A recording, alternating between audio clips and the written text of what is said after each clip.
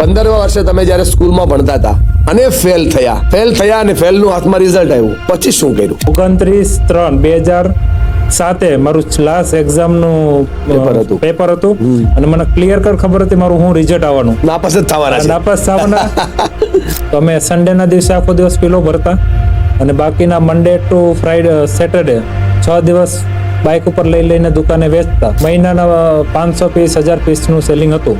પછી પ્રોગ્રેસ એલાયન્સની અંદર જોડાના. માણસ આખી દુનિયામાં લડી જાય પણ પરિવારની અમે લડી નથી શકતો. તો તમારે આ સંબંધ વિશે શું થોડું શીખવવું છે? વાઇફને જે જોતું હોય ને એ આપણે હર હંમેશા જો આપવા માટે તૈયાર હોય ને તો આપણે જે જોતું હોય વાઇફ આપણે આપશે. અને વાઇફને એની પોતાની કેર કરે એ જ જોઈએ. જો એ તમે આપતા થઈ જાઓ તો ઓટોમેટિક તમને જે જોતું હોય તમને વાઇફ આપશે. કે તમારી એક એવી છાપ છે માર્કેટમાં કે તમે ધૂળે વેચી આવો. તો આ સેલ્સની સ્કિલ તમને ક્યાંથી આવી? સેલ્સની સ્કિલ ખરેખર તો મને પ્રોગ્રેસ એલાયન્સમાંથી જ આવી. પણ લોકો જ્યારે માલ વેચવા માટે જાય, મતલબ સેલિંગ કરવા માટે જાય, ત્યારે છે ને એ હરેરી બહુ જાય, યાર હવે મારથી આ સેલ નહીં થાય. એવા લોકોને તમે શું કહેવા માંગો છો? તો ડીમાર્ટનું મેં એને 4.5 વર્ષ ફોલોઅપ લીધું. 4.5 વર્ષ ફોલોઅપ લીધું. હા. સાંભળજો મારા યંગ એન્ટરપ્રિન્યોર, આપણે 4.5 દિવસ પણ કોઈનું ફોલોઅપ લેતા નથી. અને મારી સામે બેઠેલો આ ઉત્સાહી યુવાન 4.5 વર્ષ ડીમાર્ટનું ફોલોઅપ લે છે. સાંભળજો, મન જેના નબળા હોય, રસ્તા ક્યાંય જડતા નથી, અડગ મનના માનવીને હિમાલય પણ નડતા નથી. ના ના ના ના ના શરૂ થાય ને તો એના વાઇબ્રેશનમાં ક્યારેક હા આવે જ છે. આપણે એક મિત્રને ફોન કરીએ અને એને તમારે કહેવાનું છે મારે 50 લાખ રૂપિયાની જરૂર છે. હા, અત્યારે જ છે કોઈ એવો મિત્ર તમારી પાસે 50 લાખ આપી શકે? મારા મિત્ર એવા કે આપશે પૂરા 100%. હા. પણ એ હે ને હા, હું ખોટી જગ્યાએ વાપરું નહીં ને એના માટે ઇન્ક્વાયરી કરશે. આપણે 5 લાખ તો ઇન્ક્વાયરી કરશે, 5 લાખમાં નહીં કરે. 5 લાખમાં નહીં કરે. ચાલો 5 લાખ માગીએ આપણે એક મિત્ર પાસે. હલો, એ તો કીધું ઓલા બપોર પછી જવાનું ઓલા પણ કે બપોર પછીનું અમને તમને કહું એક કામ હતું. હા, એક 5 લાખ રૂપિયા રોકડા જોતા હતા. બેંકમાં હોય તો ચાલે. 5 લાખ રોકડા એટલે હું કઈ રીતનું હું દે એટલે અમારે એક વેલગ્રીન માટે જોતા હતા, કામ માટે. રોકડા? હા. અને પાછા મારી પાસે નહીં, કિશોરભાઈ પાસે પડાઈ છે. હા, તો તમે લઈને આપી દેશો ને મને? એમને એટલે પાછા ક્યારે આપવાના? 2-3 દિવસમાં. રોકડા? હા, રોકડા. તે રોકડા હોય તો હાલે, બેંકમાં હોય તો હાલે, કોને આપવાના? આ બેંકમાં હોય તો હાલે, આરટીજીએસ. એમને આપવાના કોને? આપવાના વેન્ડરને, સપ્લાયરને. પૂછી લો વેલ કિશોરભાઈ. હા. નમસ્કાર દોસ્તો, તમારો દોસ્ત મનીષ વઘાસિયા અને ફરી એકવાર તમને મળવા માટે આવ્યો છું નાના નાના સવાલોના ખૂબ સરસ મજાના જવાબો માટે. અને આજે મારી સાથે એક એવા વ્યક્તિત્વ ઉપસ્થિત છે કે આ વ્યક્તિ માત્ર વ્યક્તિ નથી, પરંતુ આ વ્યક્તિ સંઘર્ષની ગાથા છે. જેણે પોતાના જીવનના સપનાઓ નાના મસ્તા ગામડાથી શરૂ કર્યા અને આજે જેની મોટી મોટી કંપનીઓ છે ને એને મેન્ટરશિપ આપે છે. સરસ મજાનો બિઝનેસ ગ્રોથ કેમ કરવો એના સંદેશાઓ આપે છે. દોસ્તો, આજનો આપનો આ પોડકાસ્ટ એ આપના જીવનના બિઝનેસને લગતા પ્રશ્નો, જીવનને લગતા પ્રશ્નો, પર્સનલ પ્રોફેશનલ સવાલો અને ત્યાં તમે અટકો છો એ તમામ સવાલોના જવાબો માટે છે. કેમ કે આજે આપણી સાથે છે પ્રોગ્રેસ એલાયન્સ જેવી સરસ મજાની એનજીઓના મેન્ટોર અને જેમણે લાખો લોકોના જીવનમાં પરિવર્તન કર્યા છે એવા યુથ, એનર્જેટિક, ઉત્સાહી અને હંમેશને માટે લોકો માટે કામ કરતા મારા દોસ્ત, મિત્ર, મોટા ભાઈ સમાન મિસ્ટર જયદીપ સોજિત્રા. જયદીપ સોજિત્રાનો પરિચય આપતા પહેલા મારે તમને વાતથી અવગત કરવા છે કે આજના પોડકાસ્ટને જો તમે પૂરો જોશો તો સવાલ તમારા મગજના હશે, જવાબ જયદીપના મગજના હશે. કેમ કે સવાલથી જ જવાબની આ યાત્રા શરૂ થતી હોય છે અને સપનાથી શરૂ થયેલી યાત્રા સફળતા સુધી જતી હોય છે. પણ આ સપનું છે અને જો આ સફળતા છે તો સપનાથી સફળતા વચ્ચે સંઘર્ષ બહુ મોટો ખેલ હોય છે. અને સંઘર્ષ જો સમજાઈ જાય તો જીવન મધમધતું હોય છે. હું ઉત્સાહ અને ઉમંગ સાથે સ્વાગત કરું જયદીપભાઈ. આપનું સ્વાગત છે આ સરસ મજાના પોડકાસ્ટમાં. ધન્યવાદ ભાઈ, ધન્યવાદ. અને આપના પરિચયથી જ આજના પોડકાસ્ટની શરૂઆત કરી. મારા દોસ્તો, મિત્રો, યંગ એન્ટરપ્રિન્યોર, 22 વર્ષથી પોતાના જીવનને ઉર્જા સાથે જોડેલા યુવાનો પોતાનો નવો બિઝનેસ શરૂ કરી રહ્યા છે અને પોતે ઈચ્છે છે કે જીવનમાં આગળ કેમ વધાય. તો એમના માટે સૌથી પહેલા મારે તમારો પરિચય સાંભળવો છે. જયદીપભાઈ કોણ છે? મારી વાત કરું તો 10 ફેલ થયેલો વ્યક્તિ છું. બરાબર છે. પણ જિંદગીમાં ઘણું બધું શીખવા મળ્યું, પ્રોગ્રેસ એલાયન્સનો સાથ મળ્યો અને જેનેથી અમે એક બિઝનેસ સ્ટાર્ટ કર્યો વેલગ્રીન પિલોનો, જેમાં મેં અત્યારે ઓલ ઓવર ઇન્ડિયામાં 11 જગ્યાએ મેન્યુફેક્ચરિંગ યુનિટ કરી અને સાથે પ્રોગ્રેસ એલાયન્સની અંદર કોન્ટ્રીબ્યુશન કરવાનો એક મોકો મળ્યો. વેલગ્રોન પિલો તમારી કંપની છે, થોડી માહિતી આપશો? વેલગ્રીન પિલો પ્રાઇવેટ લિમિટેડ અમારી કંપની છે, જેમાં અમે પિલો અને મેટ્રેસનું મેન્યુફેક્ચરિંગ કરી. પિલો એટલે ઓશિકા. ઓશિકા. જેટલા લોકો સાંભળી રહ્યા છે, પિલો એટલે ઓશિકા. અને ઓશિકાના બિઝનેસથી પણ એક યુવાન 11 જગ્યા ઉપર પોતાની સરસ મજાની મેન્યુફેક્ચરિંગ યુનિટ બનાવી શકે એ યશગાથાને આપણે સાંભળવાની છે. તો અમે એમાં પિલોને મેટ્રેસનું મેન્યુફેક્ચરિંગ કરી.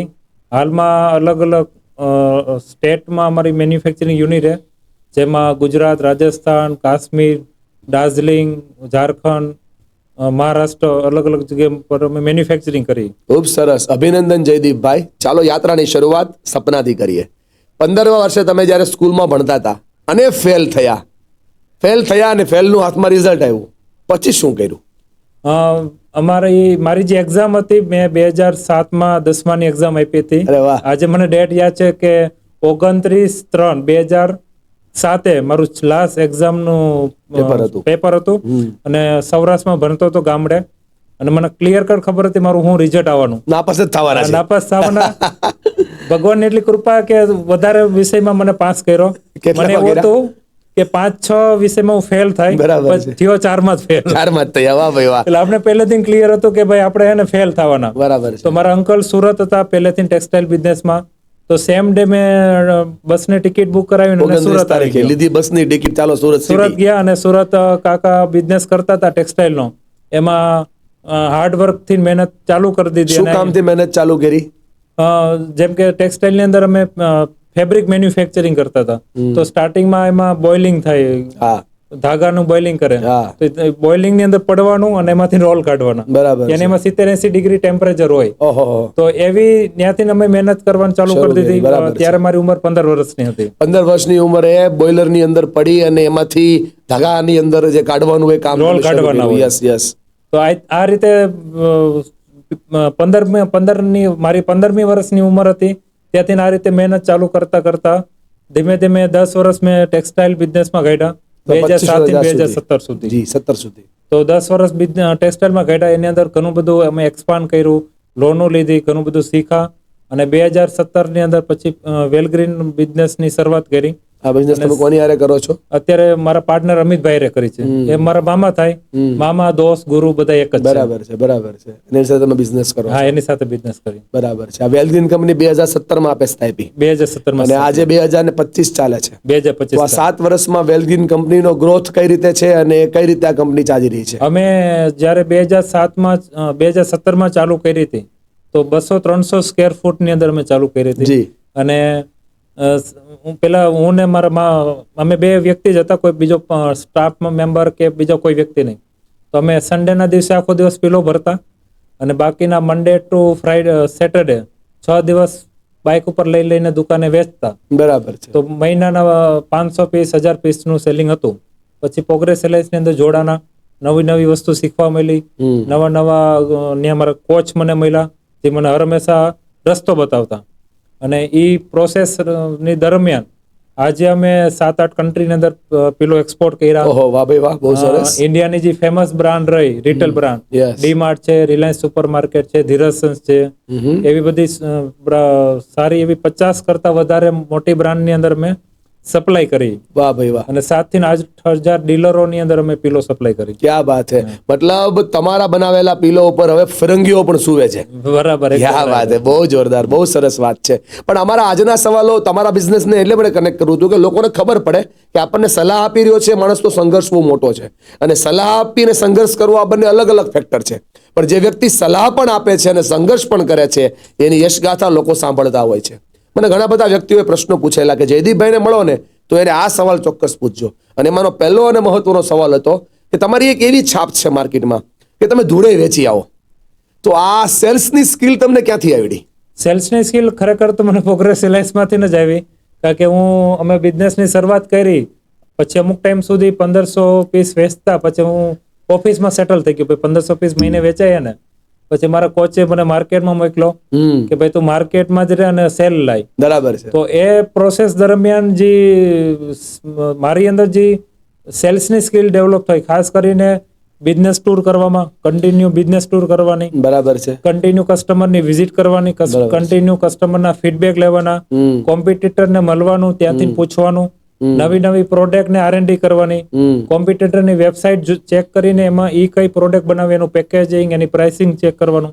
તો આવી 15-20 વસ્તુ જે હું કન્ટિન્યુ કરતો હોય સેલ્સ ની અંદર, એટલે સેલ્સ પણ વધ્યો અને સેલ્સ ની મારી સ્કિલ પણ ડેવલપ થઈ. પણ આ સેલ્સ ની સ્કિલ જયારે શીખતા હતા ત્યારે તમને કેવા પ્રકારના અડચણો, કેવા પ્રકારની આમ ગણો તો મુસીબતોનો સામનો કરવો પડતો? જ્યારે મેં શરૂઆત કરી સુરત થી, તો સેમ્પલ લઈને જ્યારે અમે દુકાને જઈએ વેચવા માટે, તો 3-4 એવા રીઝન આપે જેનેથી ને ઈ માલ મારો ન લે. આપણને કોઈ સેલ્સ કરવા માટે આપણે જઈએ છીએ અને સામેવાળો વ્યક્તિ આપણને ના પાડવી હોય તો કયા કયા રીઝન આપે? સામેવાળો જેમ કે સેલ કરવા જાવ તો પેલા તો એમ કે તમારી કંપની નવી છે, અમારું તો તે સેટલ છે, બરાબર, તો એના કારણે અમે ન લઈએ. બીજું કે તમારું પેકેજિંગ અને અમારી ત્યાં અત્યારે જે કંપનીનું આવે એનું પેકેજિંગ સારું છે, બેસ્ટ પેકેજિંગ છે, તો અમે તમારું માલ ન લઈએ. ત્રીજું કે તમે નવી કંપની છો તો તમારી પાસે અનુભવ નથી, તમારી પાસે એની ટેકનિકલ પોઈન્ટ નથી, તો અમે તમારી પાસે માલ ન લઈએ. ચોથો પોઈન્ટ કે અમારી પાસે ઓલરેડી સ્ટોક છે તો અમે તમારી પાસે માલ ન લઈએ. પાંચમો કે અત્યારે અમે જેના પિલો રાખીએ એ સુરતની અંદર બધા લોકો એનું નામ સાંભળ્યું છે, એના નામેથી અમારી પાસે લે, તો એટલે અમે તમારી પાસે માલ ન લઈ. તો આવા અલગ અલગ રીઝન થી અલગ અલગ ટાઈમે અમારો ઈ માલ ન લે એવા એની પાસે રીઝન હોય. એ નો લે રીઝન હતા, તમે વેચો કઈ રીતે? તો હવે એની પાસે નો લેવાના રીઝન હતા, અમે એને વેચવાના રીઝન નું લિસ્ટ બનાવ્યું. જેમ કે ચાલો આપણે સાંભળીએ આ વેચવાના રીઝન નું લિસ્ટ કેવું હોય, જેને આપણે ઇંગ્લિશમાં યુએસપી કહીએ. ચાલો યુએસપી સાંભળીએ. તો પછી અમે 17-18 અમારી યુએસપી ફાઇન કરી કે અમારી યુએસપી શું એમ. તો અમે યુએસપી બનાવવાનું ચાલુ કર્યું. તો અમારી પહેલી યુએસપી હતી કે અમારું જે પેકેજિંગ હતું ને એકદમ યુનિક હતું, જે અમારા કોમ્પિટિટર જે હતા એ લેવલનું નહોતું કરતા. તો એક પહેલી યુએસપી થઈ. સેકન્ડ યુએસપી ફાઈબરના પિલો, અલગ અલગ ટાઈપના પિલો આવે જે અમે ફાઈબરના પિલો બનાવતા. તો ફાઈબરના પિલોની અંદર કોઈ વ્યક્તિ ગેરંટી નહોતી દેતી, મીન્સ કોઈ કંપની ગેરંટી નહોતી દેતી, તો અમે એ ગેરંટી દેવાનું ચાલુ કર્યું. તો એક અમારી યુએસપી પ્લસ થઈ. ત્રીજું, અમારી આજે ઓર્ડર આપે ને તો સેકન્ડ ડે ડિલિવરી, કોઈ કેટલી પણ ક્વોન્ટિટી હોય, તો એક ઈ અમે અમારી યુએસપી ડેવલપ કરી. ચોથી વસ્તુ, અમારા જે કોમ્પિટિટર હતા ખાસ કરીને પિલોના, તો એ લોકોનું પ્રેઝન્ટેશન ની અંદર બ્રોશર, કેટલોગ એ ટાઈપની વસ્તુ ન હોય, એકદમ સિમ્પલ રીતે જાય અને પ્રિન્ટ આઉટ કરીને આપી દેતા. એમ તો અમે બ્રોશર કે કેટલોગ ડેવલપ કર્યું. અમારે એ એક અમારી યુએસપી થઈ. છઠ્ઠી વસ્તુ, અમારી કંપની કઈ રીતે ચાલે, અમારી ત્યાં કેવી સિસ્ટમ પ્રોસેસ છે, કેટલું અમે ધ્યાન રાખીને પિલો બનાવીએ, એના વિડીયો બનાવ્યા અને એ અમે કસ્ટમરને બતાવ્યા. બરાબર કે આ જ્યાં બને ને આટલું પરફેક્ટ બને.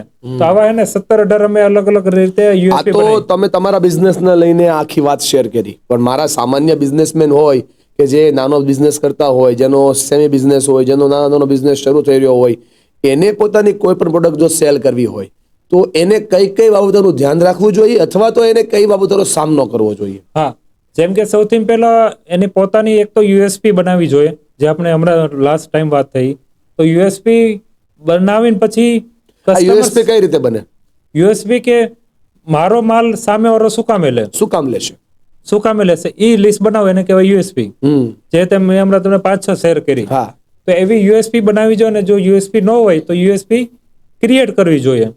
તો કસ્ટમર પાસે જ્યારે જાય ને ત્યારે પહેલી યુએસપી થી જ એની હારે વાતચીત ચાલુ કરવાની. જેમ કે અત્યારે હું કસ્ટમર પાસે જાઉં તો એને એમ જ કહું, વેલગ્રીન પિલોમાંથી આવી અમારી ઓલ ઓવર ઇન્ડિયામાં 11 જગ્યાએ મેન્યુફેક્ચરિંગ યુનિટ છે, તમારે આજે જો ઓર્ડર લખાવો તો તમને કાલે ડિલિવરી મળી જાય ઇન્ડિયામાં કોઈ પણ ખૂણા પર.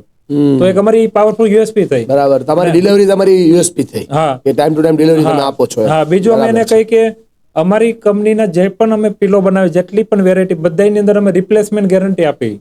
તો તમારે સામે વેચવાની જરા પણ દિક્કત નહીં આવે. મતલબ તમે એવું કહેવા માંગો છો કે સામેવાળાના પ્રોબ્લેમ ને જો પીચ કરીએ તો સામેવાળો સેલ લે, આપણે માલ લે, આપણી પાસે માલ લે. એ પ્રોબ્લેમોને પીચ કરતા આપણે શીખવું પડે. અને આ જ રીતે અમે કસ્ટમર સાથે વાત જ અહીંથી ચાલુ કરીએ. કેવી રીતે શરૂ કરો વાત? જે મેં તમને હમણાં કીધી એ રીતે. બરાબર છે, એના પ્રોબ્લેમનું સોલ્યુશન શોધો છો. હા, પછી એને પ્રોડક્ટ પ્રેઝન્ટ કરવાની, પછી એને પ્રાઇસ બચી આપવાની. બરાબર, પેલું તો આ થઈ ગયું. બીજું અમે સેલ્સ ની અંદર જે કર્યું, અમારા ફેસબુક ની આઈડી બનાવી વેલગ્રીન પિલોના નામને, અને એમાં 5000 આપણે ફ્રેન્ડ બનાવી શકીએ. તો એની અંદર અમારી કેટેગરી એટલે અમારા જે કસ્ટમર હોય, જે ભલે આજે અમારા બન્યા નથી પણ અમારા જે કસ્ટમર બનવાના છે, એને સર્ચ કરીને એને બધા ફ્રેન્ડ રિક્વેસ્ટ મોકલીએ. જેમ કે અમારા કસ્ટમર હેન્ડલૂમ વાળા થઈ ગયા, ફર્નિચર વાળા થઈ ગયા, તો સુરત ઇન હેન્ડલૂમ લખીએ તો એનું લીસ આવે, ફર્નિચર એના અમદાવાદ લખીએ તો એનું લીસ આવે. બરાબર તો છે. એ બધાને ફ્રેન્ડ રિક્વેસ્ટ મોકલી, એ લોકો એક્સેપ્ટ કરે તો 5,000 નો એક નેટવર્ક, 5,000 નો બેઝ અમે ફેસબુક બનાવી નાખ્યું. અને એમાં એવરી 2 ડે અમે પોસ્ટ મોકલા રાખીએ.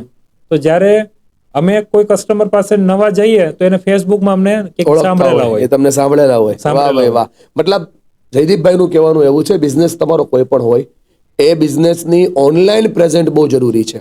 તમે સોશિયલ મીડિયા પર પ્રેઝન્ટ જ્યારે શરૂ કરો છો ત્યારે આજે લોકો છાપા કરતા વધારે હાથમાં મોબાઈલ રાખે છે. તો છાપા કરતા વધારે હાથમાં મોબાઈલ હોય તો એના હાથમાં તમે પહોંચવા બહુ જરૂરી છે. મારો સવાલ છે ને જયદીપભાઈ એવો છે કે તમે વાત તો બરાબર કરો છો કે ભાઈ આપણી પાસે સેલ્સના યુનિક પોઈન્ટ હોય, આપણી ડિલિવરી બરાબર પાવરફુલ હોય, આપણી પ્રોગ્રેસ બરાબર આપણે બતાવતા હોઈએ તો સામેવાળો આપણો માલ લે. પણ લોકો જ્યારે માલ વેચવા માટે જાય, મતલબ સેલિંગ કરવા માટે જાય, ત્યારે છે ને એ હરેરી બહુ જાય, યાર હવે મારાથી આ સેલ નહીં થાય. એવા લોકોને તમે શું કહેવા માંગો છો? એની અંદર હું થોડોક પોઈન્ટથી ડાયવર્ટ જાય. હા પણ અમે છે ને 2017 જ્યારે અમે આ કંપનીની શરૂઆત કરી ને ત્યારે અમારા કંપનીનું એક વિઝન બનાવ્યું. જ્યારે અમે 2 વ્યક્તિ, એટલે હું મારા પાર્ટનરે બિઝનેસ સ્ટાર્ટ કર્યો ને ત્યારે એવું વિઝન બનાવ્યું કે અમે 2027 એટલે 10 વર્ષ પછી અમે એક આવી ફેક્ટરી કરશું.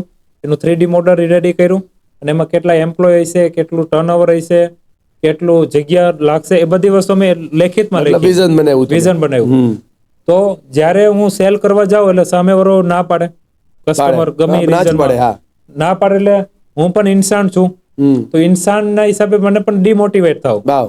તો ત્યારે હું પેલા વિઝન આરે કનેક્ટ કરું અચ્છા. કે આપણે અત્યારે 2000 પીસમાં જો તકલીફ આવતી હોય, 2000 પીસમાં ચેલેન્જીસ આવતી હોય તો આપણે તો પર ડે 1 લાખ પીસ વેચવા, બરાબર તો મને ત્યાંથી પાવર મળતો.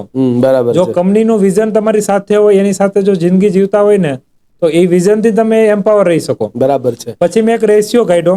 રેશિયો શું કાઢ્યો? હું 20 કસ્ટમરને મળવા જાઉં અને હું સસ્તું અને સામેવાળાની કન્ડિશનની અંદર જો માલ વેચવા જાઉં તો 20 માંથી મને 15 લોકો આરામથી ઓર્ડર આપી દે. બરાબર છે. જો મારી કન્ડિશન અને રેટ ઓછો એ કન્ડિશનમાં વેચવા જાઉં તો સામેવાળો 20 માંથી 10 લોકો મને ઓર્ડર આપશે. જી. અને મારી જ પેમેન્ટ કન્ડિશન અને મારો જ ભાવ, એટલે વધારે ભાવ જે પણ મારો ભાવ છે. બરાબર છે. તો 20 લોકોને જો મળવા જઈને તો એમાં જ મને 2-3 લોકો ઓર્ડર આપશે. મતલબ 20 ને મળો તો 2-3 ઓર્ડર આપે છે. હા બરાબર. તમે આ રેશિયાને કવર કર્યો, આ રેશિયાને કવર કર્યો અને એની સાથે એક રેશિયો કવર કર્યો કે જે બધા સેલ્સ સાથે કનેક્ટેડ છે કે એક કસ્ટમરનું તમે એવરેજ 7 વખત જો ફોલોઅપ લ્યો ને તો એ સામેવાળો આપને ઓર્ડર આપે. આ બહુ વાર મેં સાંભળ્યું છે. બધા મોટા મોટા બિઝનેસ કોચ પણ આવી વાત કરતા હોય કે એક કસ્ટમરની તમે 7 વાર ફોલોઅપ લ્યો ને તો એ માની જાય. તો આ 7 ફોલોઅપના જવાબ મારે સાંભળવા છે. તમે તો આ કદાચ પ્રોસેસ કરી બી હશે ને. તમે એક કસ્ટમર હોય કોઈ એવો જેનો તમે 7 વાર ફોલોઅપ લીધો હોય તો એ 7 વારના જવાબ શું હતા? કેમ કે મારા દોસ્તો તો અટવાઈ જાય છે. મારા દોસ્તો શું કરે, માલ લેવા માટે જાય, ઓર્ડર બાદ વાત કે અને વ્યક્તિ એમ કે ના ભાઈ જરૂર નથી, પછી એમ કે ના પડે એમ ત્યાં શું જોવાનું. પછી કદાચ કોઈ મારા જેવા પ્રેશર કરે કે જવું પડે, બીજી વાર પૂછવા જા, તો કદાચ બીજી વાર જાય, બહુ થાય તો 3જી વાર જાય, પણ 3 વાર ગયા પછી બંધ કરી દે. તો એકવાર જો તમે આમ એકાદી મિનિટની અંદર સમજાવો કે આ 7 વખત આ લોકોના આન્સર શું હોય તો અમને આશા રહે કે ભાઈ જો અમે 6 નંબરે પૂગ્યા છીએ કે અમે 5 નંબરે પૂગ્યા છીએ તો અમને ખબર પડે કે એક્ઝેક્ટલી 5 વાર પછી 2 વાર જઈશ ને તો ચોક્કસ અમારો માલ લેશે. તો એના જવાબો શું હોય સાંભળવા છે. એની પહેલા એક પોઈન્ટ કીધું, બહુ કનેક્ટેડ તમે પોઈન્ટ લીધો. તો મેં એવું વિચારેલું કે હું નક્કી કરું ને કે મારે આ કસ્ટમર સાથે કામ કરવું હોય એટલે હું કોઈ પણ સંજોગો મારે કરવું છે. બરાબર છે. જ્યાં સુધી એ યસ નો કે ને ત્યાં સુધી હું જાય. બરાબર છે. જે તેમ કે ચલો આ ઓર્ડર ત્યાં સુધી હું જાય.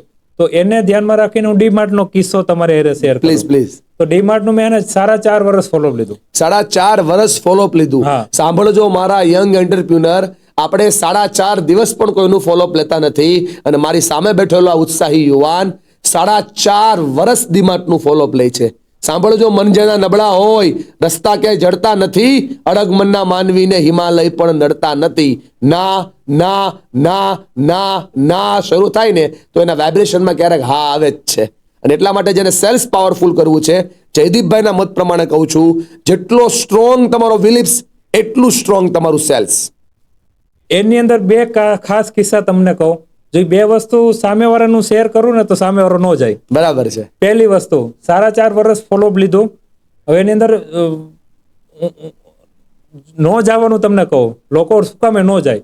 સારા 4 વર્ષ ફોલોઅપ લીધું. અમારે તો સેમ્પલ ની સાઈઝ મોટા પિલો હા, એટલે હા. 10 સેમ્પલ લઈ જાવ તો અમારે બોરો બને, બરોબર. આખો પાસર બને. હવે એની ઓફિસ થાનેમાં, બોમ્બે.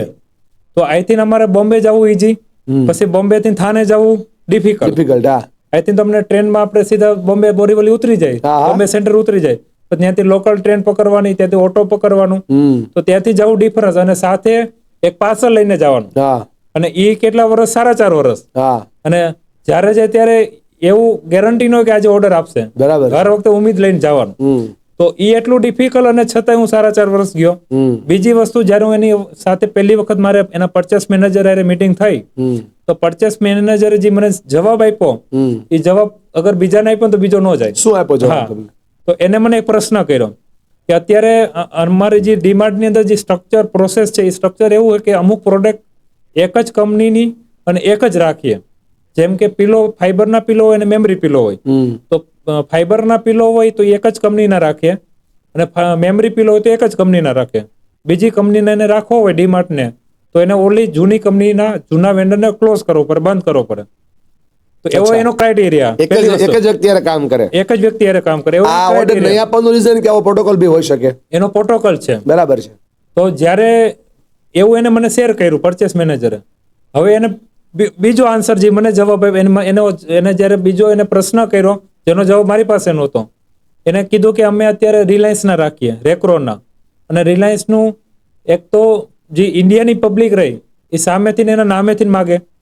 બીજી વસ્તુ, ઇન્ડિયાનું ઓલ ઓવર ઇન્ડિયામાં પાવરફુલ નેટવર્ક છે, જેનાથી આસાનીથી સપ્લાય કરી શકીએ. બરાબર છે. અને એ ખુદ ફાઈબર મેન્યુફેક્ચરિંગ કરે. હા, બરાબર તો અમે છે. તમારી પાસેથી શું કામે લઈએ? શું કામ લઈએ? તો મારી પાસે જવાબ નહોતો. તો બરાબર છે.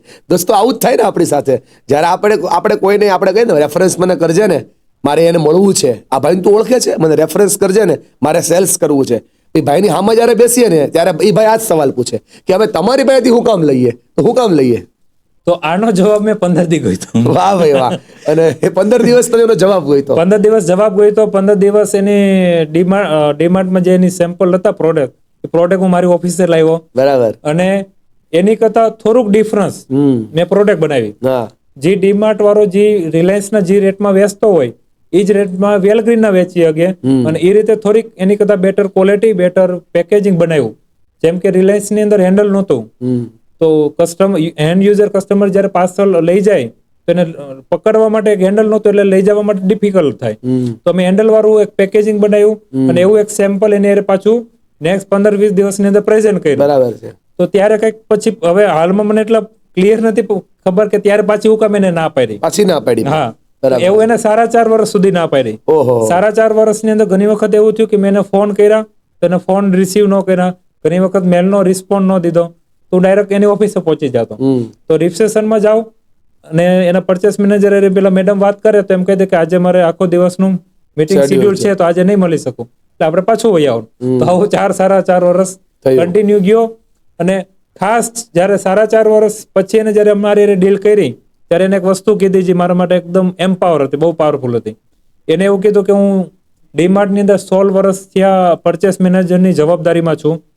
મારે એવરી મંથ 1000 નવા પરચેસ, એવરી મંથ 1000 નવા વેન્ડરો સાથે મીટિંગ થતી હોય. નવા એટલે એકદમ ફ્રેશ વેન્ડરો સાથે.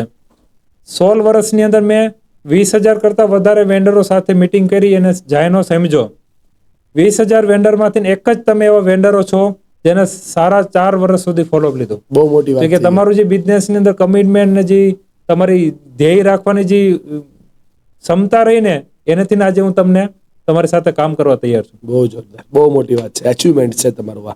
હું ખાલી એવું ઈચ્છું છું જયદીપભાઈ કે હવે આપણે જે વાત કરીશું ને એ તમે માધ્યમ બનાવજો તમારી કંપનીને, પણ હવે તમે વાત કરજો મારા આ દોસ્તોને, કેમ કે એને તમારા આ અનુભવની જરૂર છે. તો મારા ઘણા મિત્રો એવું કહે છે કે ભાઈ માલ તો અમારી પાસે ઘણો બધો છે, તમે કીધું એમ વેચવાની પણ અમે ઘણી બધી તાકાત ધરાવીએ છીએ, પણ 15 દિવસ અમારો ઉત્સાહ રહે, 15 દિવસ અમે નવી વસ્તુ બનાવીએ ને તો 15 દિવસ અમે માર્કેટમાં દમ દોડીને વેચીએ, પછી અમારો ઉત્સાહ તૂટી જાય છે. તેના માટે અમારે શું કરવું? અમે સવારે દોસ્તો ચાલવા ગયા હતા ને, વોકિંગ કરવા માટે, મારા મિત્રએ જ કીધું કે સન્ડેના દિવસે જો એમ લાગે કે આજે સન્ડે બરાબર નથી તો તમારા ફ્રેન્ડને ચેન્જ કરાય, મિત્રોને ચેન્જ કરાય, અને મંડે એમ લાગે કે આજે ઓફિસમાં કઈ મજા નથી, કામ નથી બરાબર, તો બિઝનેસ ચેન્જ કરાય. અચ્છા વાહ, સન્ડે મિત્રો ચેન્જ થઈ જાય તો અને મંડે બિઝનેસ ચેન્જ કરે. હા, હા. બરાબર છે. તો સન્ડે ના મિત્રો તમારો પાવરફુલ હોય ને તો સન્ડે બેસ્ટ જાય. અને બિઝનેસ ને જો તમે પ્રેમ કરતા હોય તો તમારો મંડે બેસ્ટ જાય. બરાબર તો છે. આ જે મેં તમને હમણાં શેર કર્યું ને એનાથી જે તમે હમણાં વાત કરી હા કે બિઝનેસ ને અને તમારી જે પ્રોડક્ટ રહી એને ગર્લફ્રેન્ડ કરતા સારો વધારે પ્રેમ કરાય. બરાબર છે. ગર્લફ્રેન્ડ નો અડધી રાતે મેસેજ આવે તો આપણે કેમ રિપ્લાય દેતા આપવો હોય, પડે છે, આપવો પડે છે. બરાબર ને? ગર્લફ્રેન્ડ ને 1 કિલોમીટર દૂર કે એને પિકઅપ કરીને ડ્રોપ કરવું હોય તો થઈ તો જાય. આપણે 20 કિલોમીટર દૂરથી જઈને એને પિકઅપ કરીને ડ્રોપ કરતા હોય. હા હા હા. એટલો જ પ્રેમ હે ને જો આપણે બિઝનેસ ને કરતા હોય ને તો ઓટોમેટિક સેલેરી આવે અને ઓટોમેટિક માલ પણ વેચાય. બરાબર છે. એટલે બિઝનેસ ને ગર્લફ્રેન્ડ ની જેમ પ્રેમ કરો એવું તમારું કેવું છે. હા. મારો બસ આવો જ મારો બીજો સવાલ છે. ખાસ મને એવું દેખાય ઘણી બધી વાર કે આપણે શું કરતા હોઈએ કે ધંધો આપણે કરતા હોઈએ અને ધંધાના ગ્રોથને લઈને આપણે બહુ ચિંતિત હોઈએ અને મેજોરિટી 10 માંથી 8 લોકો ધંધો કરે ને પછી નિષ્ફળ બહુ જાય. આ નિષ્ફળ જનારા લોકો માટે તમારો શું સંદેશો છે? એટલે ફેલર નિષ્ફળ તો બધા બિઝનેસ ની અંદર આવતું જ હોય. જેમ કે અમે પિલો બનાવીએ છીએ તો પિલો ની અંદર અમે સક્સેસ ગયા તો સામે નિષ્ફળ ગયેલા વ્યક્તિ પણ છે. તો એની અંદર જે મારું મંતવ્ય છે કે ભાઈ એની અંદર બિઝનેસ નો વાંક ન હોય, પ્રોડક્ટ નો વાંક ન હોય અને સિચ્યુએશન અને માર્કેટ નો પણ વાંક ન હોય. બરાબર છે. જે પણ હોય ને મારે પોતાનામાં સુધારો કરવાની જરૂર હોય. બરાબર છે. તો મારા બિઝનેસ ની અંદર મારે જે ગ્રોથ લઈ જવો હોય એમાં હું શું કરી શકું, મેં કયા કયા કામ નથી કર્યા, મારે જે ટાઈમે જે કરવાનું હતું એમાં હું નથી કર્યો, મારે જે શીખવાનું હતું હું શીખવો નથી. જો એ વસ્તુ તમે એસેસમેન્ટ કરી લ્યો ને તો મને એવું લાગે કે નિષ્ફળતા આવવાનો રેશિયો ઓછો થાય. બરાબર છે. તમે જે વાત કરો છો મારે શું શીખવું હતું, મારે શું લર્નિંગ કરવું, તમને બધી આ વસ્તુ શીખવા ક્યાંથી મળી? મને ખાસ કરીને પ્રોગ્રેસ એલાયન્સ માંથી. કેવી રીતે? પ્રોગ્રેસ એલાયન્સ ની અંદર જ્યારે હું 2017 ની અંદર જોઈન થયો તો 2017 ની અંદર જોઈન થયો, મેં તમને હમણાં કીધું હું 10માં ફેલ છું એટલે મારું એજ્યુકેશન લેવલ બહુ ડાઉન છે અને કોમ્પ્યુટર લેપટોપ કઈ આવડતું જ નહોતું. જ્યારે 2017માં બિઝનેસ પ્રોગ્રેસ એલાયન્સ ની અંદર જોઈન થયો તો એની અંદર એક ટેકનિકલ ટીમ કરીને એક ટીમ આવે જેની અંદર મેં આસિસ્ટિંગ કર્યું, જેની અંદર પીપીટી બનાવવાની હોય, જેની અંદર ગૂગલ સીટ બનાવવાની હોય, જેની અંદર અમુક સીટુ ને એ બધી વસ્તુ બનાવવાની હોય. તો એ વસ્તુ મને નહોતી આવડતી એટલે મારી સાથે જે લોકો એની અંદર કામ કરતા હોય એ બધી મને વસ્તુ શીખવાડે અને એ રીતે જે ત્યારે મારી સાથે માનો કે 60 લોકો હતા, 60 બિઝનેસમેન હતા. તો એના રિપોર્ટ, એના સેલ્સ કેટલું આવ્યું, કેટલું સેલ્સ ઓછું આવ્યું, કેટલું પેમેન્ટ કલેક્શન કર્યું, હવે કેટલું બાકી છે, એવા બધા ફિગરો જે હોય બધું ગૂગલ સીટ ની અંદર બધું અમારે લાવવાનું હોય. તો એ વસ્તુ હું ત્યાંથી શીખો એક્ઝામ્પલ તરીકે અને એ સેમ ટુ સેમ મેં મારા બિઝનેસ ની અંદર એપ્લાય કરી. મતલબ તમે જે પ્રોગ્રેસ એલાયન્સમાં શીખતા ગયા એ તમે તમારા ધંધામાં એપ્લાય કરતા ગયા. એનાથી તમને શું બેનિફિટ્સ થયા? તો જેમ કે મેં તમને અત્યારે ગૂગલ સીટ ની વાત કરી તો ગૂગલ સીટ ના માધ્યમથી આજે અમારું જે 11 જગ્યાએ મેન્યુફેક્ચરિંગ પ્લાન્ટ છે અને જેટલું પ્રોડક્શન પ્રોસેસ છે, જેટલું સેલ્સની પ્રોસેસ છે, એ ટુ જેડ નાનામાં નાનો રિપોર્ટ છે ને અમારો ઓન પેપર હોય કે ભાઈ પછી કહું ને એવું નહીં, હું મારો મોબાઈલ ખોલું તો મારે જે ફેક્ટરીનો જોવું હોય ફેક્ટરીનો ફાઇનાન્સ ને લઈને બધા રિપોર્ટ, પ્રોડક્શન ને લઈને બધા રિપોર્ટ બધા ઓન પેપર. આ બાબતને લઈને તમે અમારા લોકોને શું કહેવા માંગો છો? તમે કોઈ ટાસ્ક આપવા માંગો છો એમને? હા, આની અંદર જે હું ખાસ કરીને સેલ્સ ની અંદર વાત તમને કરું, અમે લોકો છે ને 11 ફેક્ટરીની અંદર 11 સેલ્સ ટાર્ગેટ લઈએ એવરી મંથના 1 તારીખે. તો 1 તારીખે અમે જેમ કે કાશ્મીરની ફેક્ટરીનો એક ટાર્ગેટ લીધો કે આપણે ત્યાં 25,000 કિલો આ મહિને સેલ કરવા. તો એને અમે ડિવાઈડ કરી દઈએ 10 તારીખ સુધીમાં એટલું એચીવ થવું જોઈએ, 15 તારીખ સુધીમાં એટલું એચીવ થવું જોઈએ, 20 તારીખ અને 25 તારીખ ને 30 તારીખ. અને એ જે ડિવાઈડ કરેલા હોય એ અમારો જે એક ટીમ મેમ્બર હોય એ ડેલીનો રિપોર્ટ લખે કે આજે એટલું સેલ આવ્યું, એટલું સેલ આવ્યું, એટલું સેલ આવ્યું. તો અમારી પાસે 10 તારીખે એક રિપોર્ટ હોય કે 10 તારીખમાં 11 ફેક્ટરીનો એટલું સેલ્સ એચીવ થવું જોઈએ અને હવે એચીવ થયું એટલું. તો 10 મહિનાનો જે સેલ્સનો ટાર્ગેટ હોય એ 10 દિવસમાં એચીવમેન્ટનો જે રેશિયો ગણીએ તો ઓછો હોય. એચીવમેન્ટ માનો કે માઇનર ડિફરન્સ હોય, પછી મહિનાના એન્ડમાં એ ડિફરન્સ વધતો જાય. તો એ ત્યારે અમે એનું કામ એટલું કરી લઈએ ને તો અમારો મહિનાનો ટાર્ગેટ એચીવ થઈ જાય. બરાબર. તો આ રીતે સેલ્સના અને ફાઇનાન્શિયલી બધા ફિગર આપણી પાસે 100% હોવા જોઈએ. જયદીપભાઈ, મારા ઘણા બધા મિત્રોના મનમાં સવાલ છે કે અમને બનાવતા તો આવડે, ચાલો વેચતા આવડતું નથી. આ વેચવું હોય તો શું કરવું જોઈએ? જો વેચવું હોય ને તો એ લોકો ડેલી સેલ્સ ટ્રેકિંગ કરે. મહિનાની 1 તારીખે સેલ્સનો ટાર્ગેટ લે કે હું આ મહિનામાં એટલો સેલ્સ લાવીશ. અને એ સેલ્સનો ટાર્ગેટ લઈને ટીમ મેમ્બરને શેર કરવાનો અને સાથે ડેલી ટુ ડેલી એને ટ્રેક કરવાનું. બરાબર. તો એનેથી પણ એને સેલ વધે. ટ્રેક કરવાથી સેલ વધે? હા, એ મારી જિંદગીમાં મેજિક થયું. બરાબર, કેવી રીતે? હું તમને એક્ઝામ્પલ તરીકે, હું આ ગ્રુપની અંદર, આપણે એક ગ્રુપની અંદર છો અને હું એ ગ્રુપની અંદર સેલ્સનો ટાર્ગેટ નાખું અને ડેલી મારો રિપોર્ટ નાખું, આજે હું 0 નાખું, તો મને એવું નહીં થાય મનીષ શું વિચારશે. બરાબર છે. તો એ જયારે સામેવાળો શું વિચારશે એમાં બીજા દિવસે ગમે એમ કરીને સેલ લાવે. બરાબર છે, બહુ સાચી વાત છે. એટલે ટ્રેકિંગ થી સેલ્સ વધે છે. હા, તમે કેટલા દિવસ 0 નાખશો? જયદીપભાઈ, કોઈ પણ વ્યક્તિને સેલ્સ વધારવું હોય તો એના મુખ્ય 5 એવા મુદ્દા આપો જેથી સેલ્સ વધી જાય. પહેલું, સેલ્સનો ટ્રેકિંગ ડેઈલી બેઝ ઉપર. બીજી વસ્તુ, ડેઈલી કસ્ટમર વિઝિટ. ત્રીજી વસ્તુ, કોમ્પિટિટર પણ વિઝિટ. ચોથી વસ્તુ, ડેઈલી કસ્ટમરને એના ફોટા, એના વિડીયો વોટ્સએપ કે ફેસબુક ના માધ્યમથી એના લોકો સુધી પહોંચાડવા. બરાબર. અને પાંચમી વસ્તુ, જે એની પાસે સેલ્સની ટીમ હોય એની સાથે મોક કરવી, એની હારે ડેઈલી સેલ્સના ટાર્ગેટ લેવા અને એની હારે કામ કરવું. મને છે ને, આમ તમે કીધું એ બધું ગળે ઉતરી ગયું, પણ આ કોમ્પ્યુટરની વિઝિટ મારા ગળે નથી ઉતરતી. જે મારા ધંધાનો વિરોધી ધંધો હોય એને મળીને મારે શું કરવાનું? પહેલા પણ મને એવું થતું, હા, પણ કોમ્પિટિટરની વિઝિટ છે ને, આપણો બિઝનેસનું 80% કામ થઈ જાય. કેવી રીતે? જેમ કે આપણે પેલા તો મનમાં એવું હોય કે હું એને ફોન કરીશ તો સામેવાળો શું વિચારશે, એ આપણે મળવા દે જશે, હા પાડશે કે નહીં પાડે, ના પાડશે તો, અને આપણે બધું સાચું કહેશે કે નહીં કહેશે. તો કોમ્પિટિટરને એક વખત ફોન કરીને જો, પેલો કોમ્પિટિટરને ફોન કરો, કદાચ તમને ના પાડે. બરાબર છે. બીજા કોમ્પિટિટરને ફોન કરો, કદાચ ના પાડે. હું તમને પ્રોમિસ આપું, તમે 5 કોમ્પિટિટરને ફોન કરો અને 5 માંથી તમને એક તો હા પાડે. બરાબર છે. તમે એની પાસે જાઓ, આપણે કોઈ ખુફિયા એજન્ડા નહીં, સીધું એને કહેવાનું કે ભાઈ મને એટલી સ્ટ્રગલ છે ને, આ વસ્તુ મારે તમારી પાસે હું શીખવાયો. તમને એ પ્રેમથી સારી રીતે શીખવાડશે. બરાબર છે. તમારા અનુભવમાં છે. યસ, તમારું કહેવાનું એવું છે કે હરીફને પણ જો પૂછો તો જવાબ આપે છે. મતલબ બિઝનેસમેનને પૂછતા રહેવું જોઈએ, શીખતા રહેવું જોઈએ. અને આની હું એક લાઈનમાં હું વાત કરું ને તો હું કોમ્પિટિટરને જ ગુરુ માનું. બરાબર છે. હરીફ જ આપણો ગુરુ છે. હરીફ જ આપણને શીખવાડે છે. એ જ આપણે શીખવાડે, એ જ આપણો ગુરુ છે. વાહ ભાઈ વાહ, બહુ સરસ. હવે ધંધો કરતા શરૂ થઈ ગયો હોય અને આમ આપણને ખબર ન પડતી હોય કે હવે આમાં આગળ નવું કરવું શું, નવું શીખવું છું, તો એના માટે શું કરવું જોઈએ? એના માટે છે ને, જો તમારી કોર ટીમ હોય તો કોર ટીમ, તમારા ટીમ મેમ્બર હોય તો ટીમ મેમ્બર, અને તમારા મિત્રો જો તમારા બિઝનેસની સાથે જોડાયેલા હોય તો એ લોકો સાથે મહિનામાં એકવાર, મિનિમમ એક વખત 2-3 કલાક માટે બેસવાનું. અને જેને અમે પ્રોગ્રેસ સેલ્સની ભાષામાં કહીએ NDB, ન્યૂ બેટર ડિફરન્સ, એને કહેવાનું કે આપણા બિઝનેસની અંદર ન્યૂ બેટર ડિફરન્સ શું કરીએ કે પહેલા આપણે સેલ્સની અંદર ન્યૂ બેટર ડિફરન્સ શું કરીએ કે, પેકેજિંગની અંદર શું કરીએ કે, પ્રોડક્ટની અંદર શું કરીએ કે, માર્કેટની સ્ટ્રેટેજીની અંદર શું કરીએ કે, ટીમ મેમ્બર ડેવલપમેન્ટની અંદર શું કરીએ કે, પ્રોડક્શનની અંદર શું કરીએ. તો આવી રીતે NDB, ન્યૂ બેટર ડિફરન્સ, જો તમે એની પાસે પૂછો, જેને આપણે આપણી ભાષામાં આઈડિયા કહીએ, વિચારો કહીએ, તો એવા મારા હિસાબે 50-100 આઈડિયા આપણી પાસે આવશે.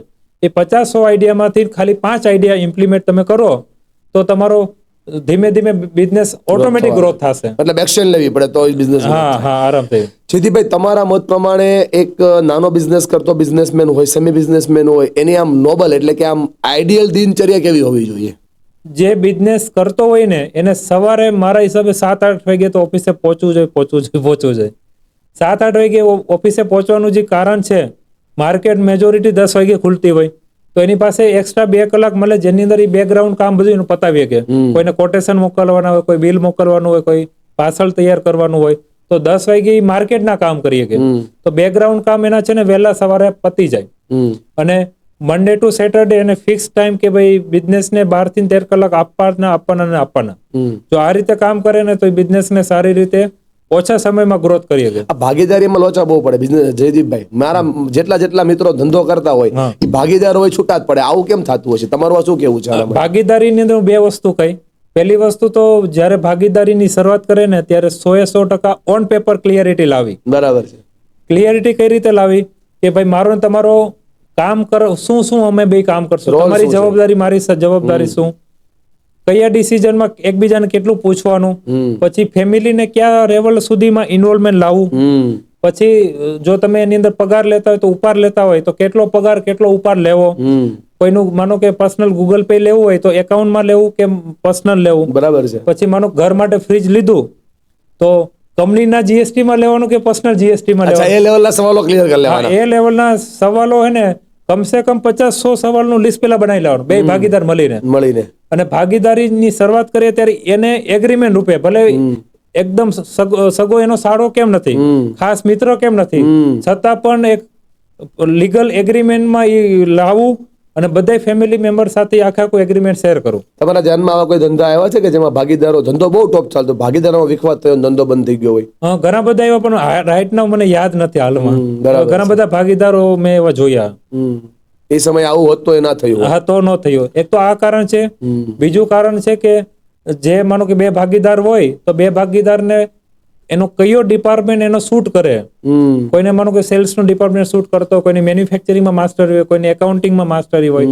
તો શરૂઆતમાં જ ભલે બિઝનેસ હાવ નાનો હોય, ભલે મહિનાનો 1 લાખનો બિઝનેસ કરતા હોય, તો ત્યારે જ ડિપાર્ટમેન્ટ વેચી દેવા. બરાબર કે આ 5 ડિપાર્ટમેન્ટ મારા, આ 5 ડિપાર્ટમેન્ટ તારા. બરાબર. આ લેવલના ડિસિઝન તું ખુદ લઈ શકીએ અને આ લેવલ કરતા વધારેના જો ડિસિઝન લેવાના હોય તો જ આપણે એકબીજાને ડિસ્કસ કરવાના. બહુ સરસ. જો આ બે વસ્તુની ક્લિયરિટી હોય ને તો ભાગીદારી છૂટી થવાનું ક્યારે પણ થતું જ નથી. એમાં થાય કેવું ખબર ભાઈ, આપણે આપણો ધંધો શરૂ કરીએ ને એટલે આપણે પેલા એકલો કરતા હોઈએ, પછી આપણે ટીમ બનાવીએ, 2 લોકોને, 5 લોકોને, 7 લોકોને, 8 લોકોને શીખવીએ.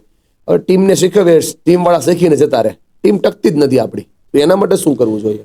ટીમ, એની અંદર હું એક વસ્તુ જે ટીમને હું મારી દ્રષ્ટિથી જોઉં કે મારી જે કંપની જ્યાં પણ પહોંચી ને એ ટીમના કારણે પહોંચી.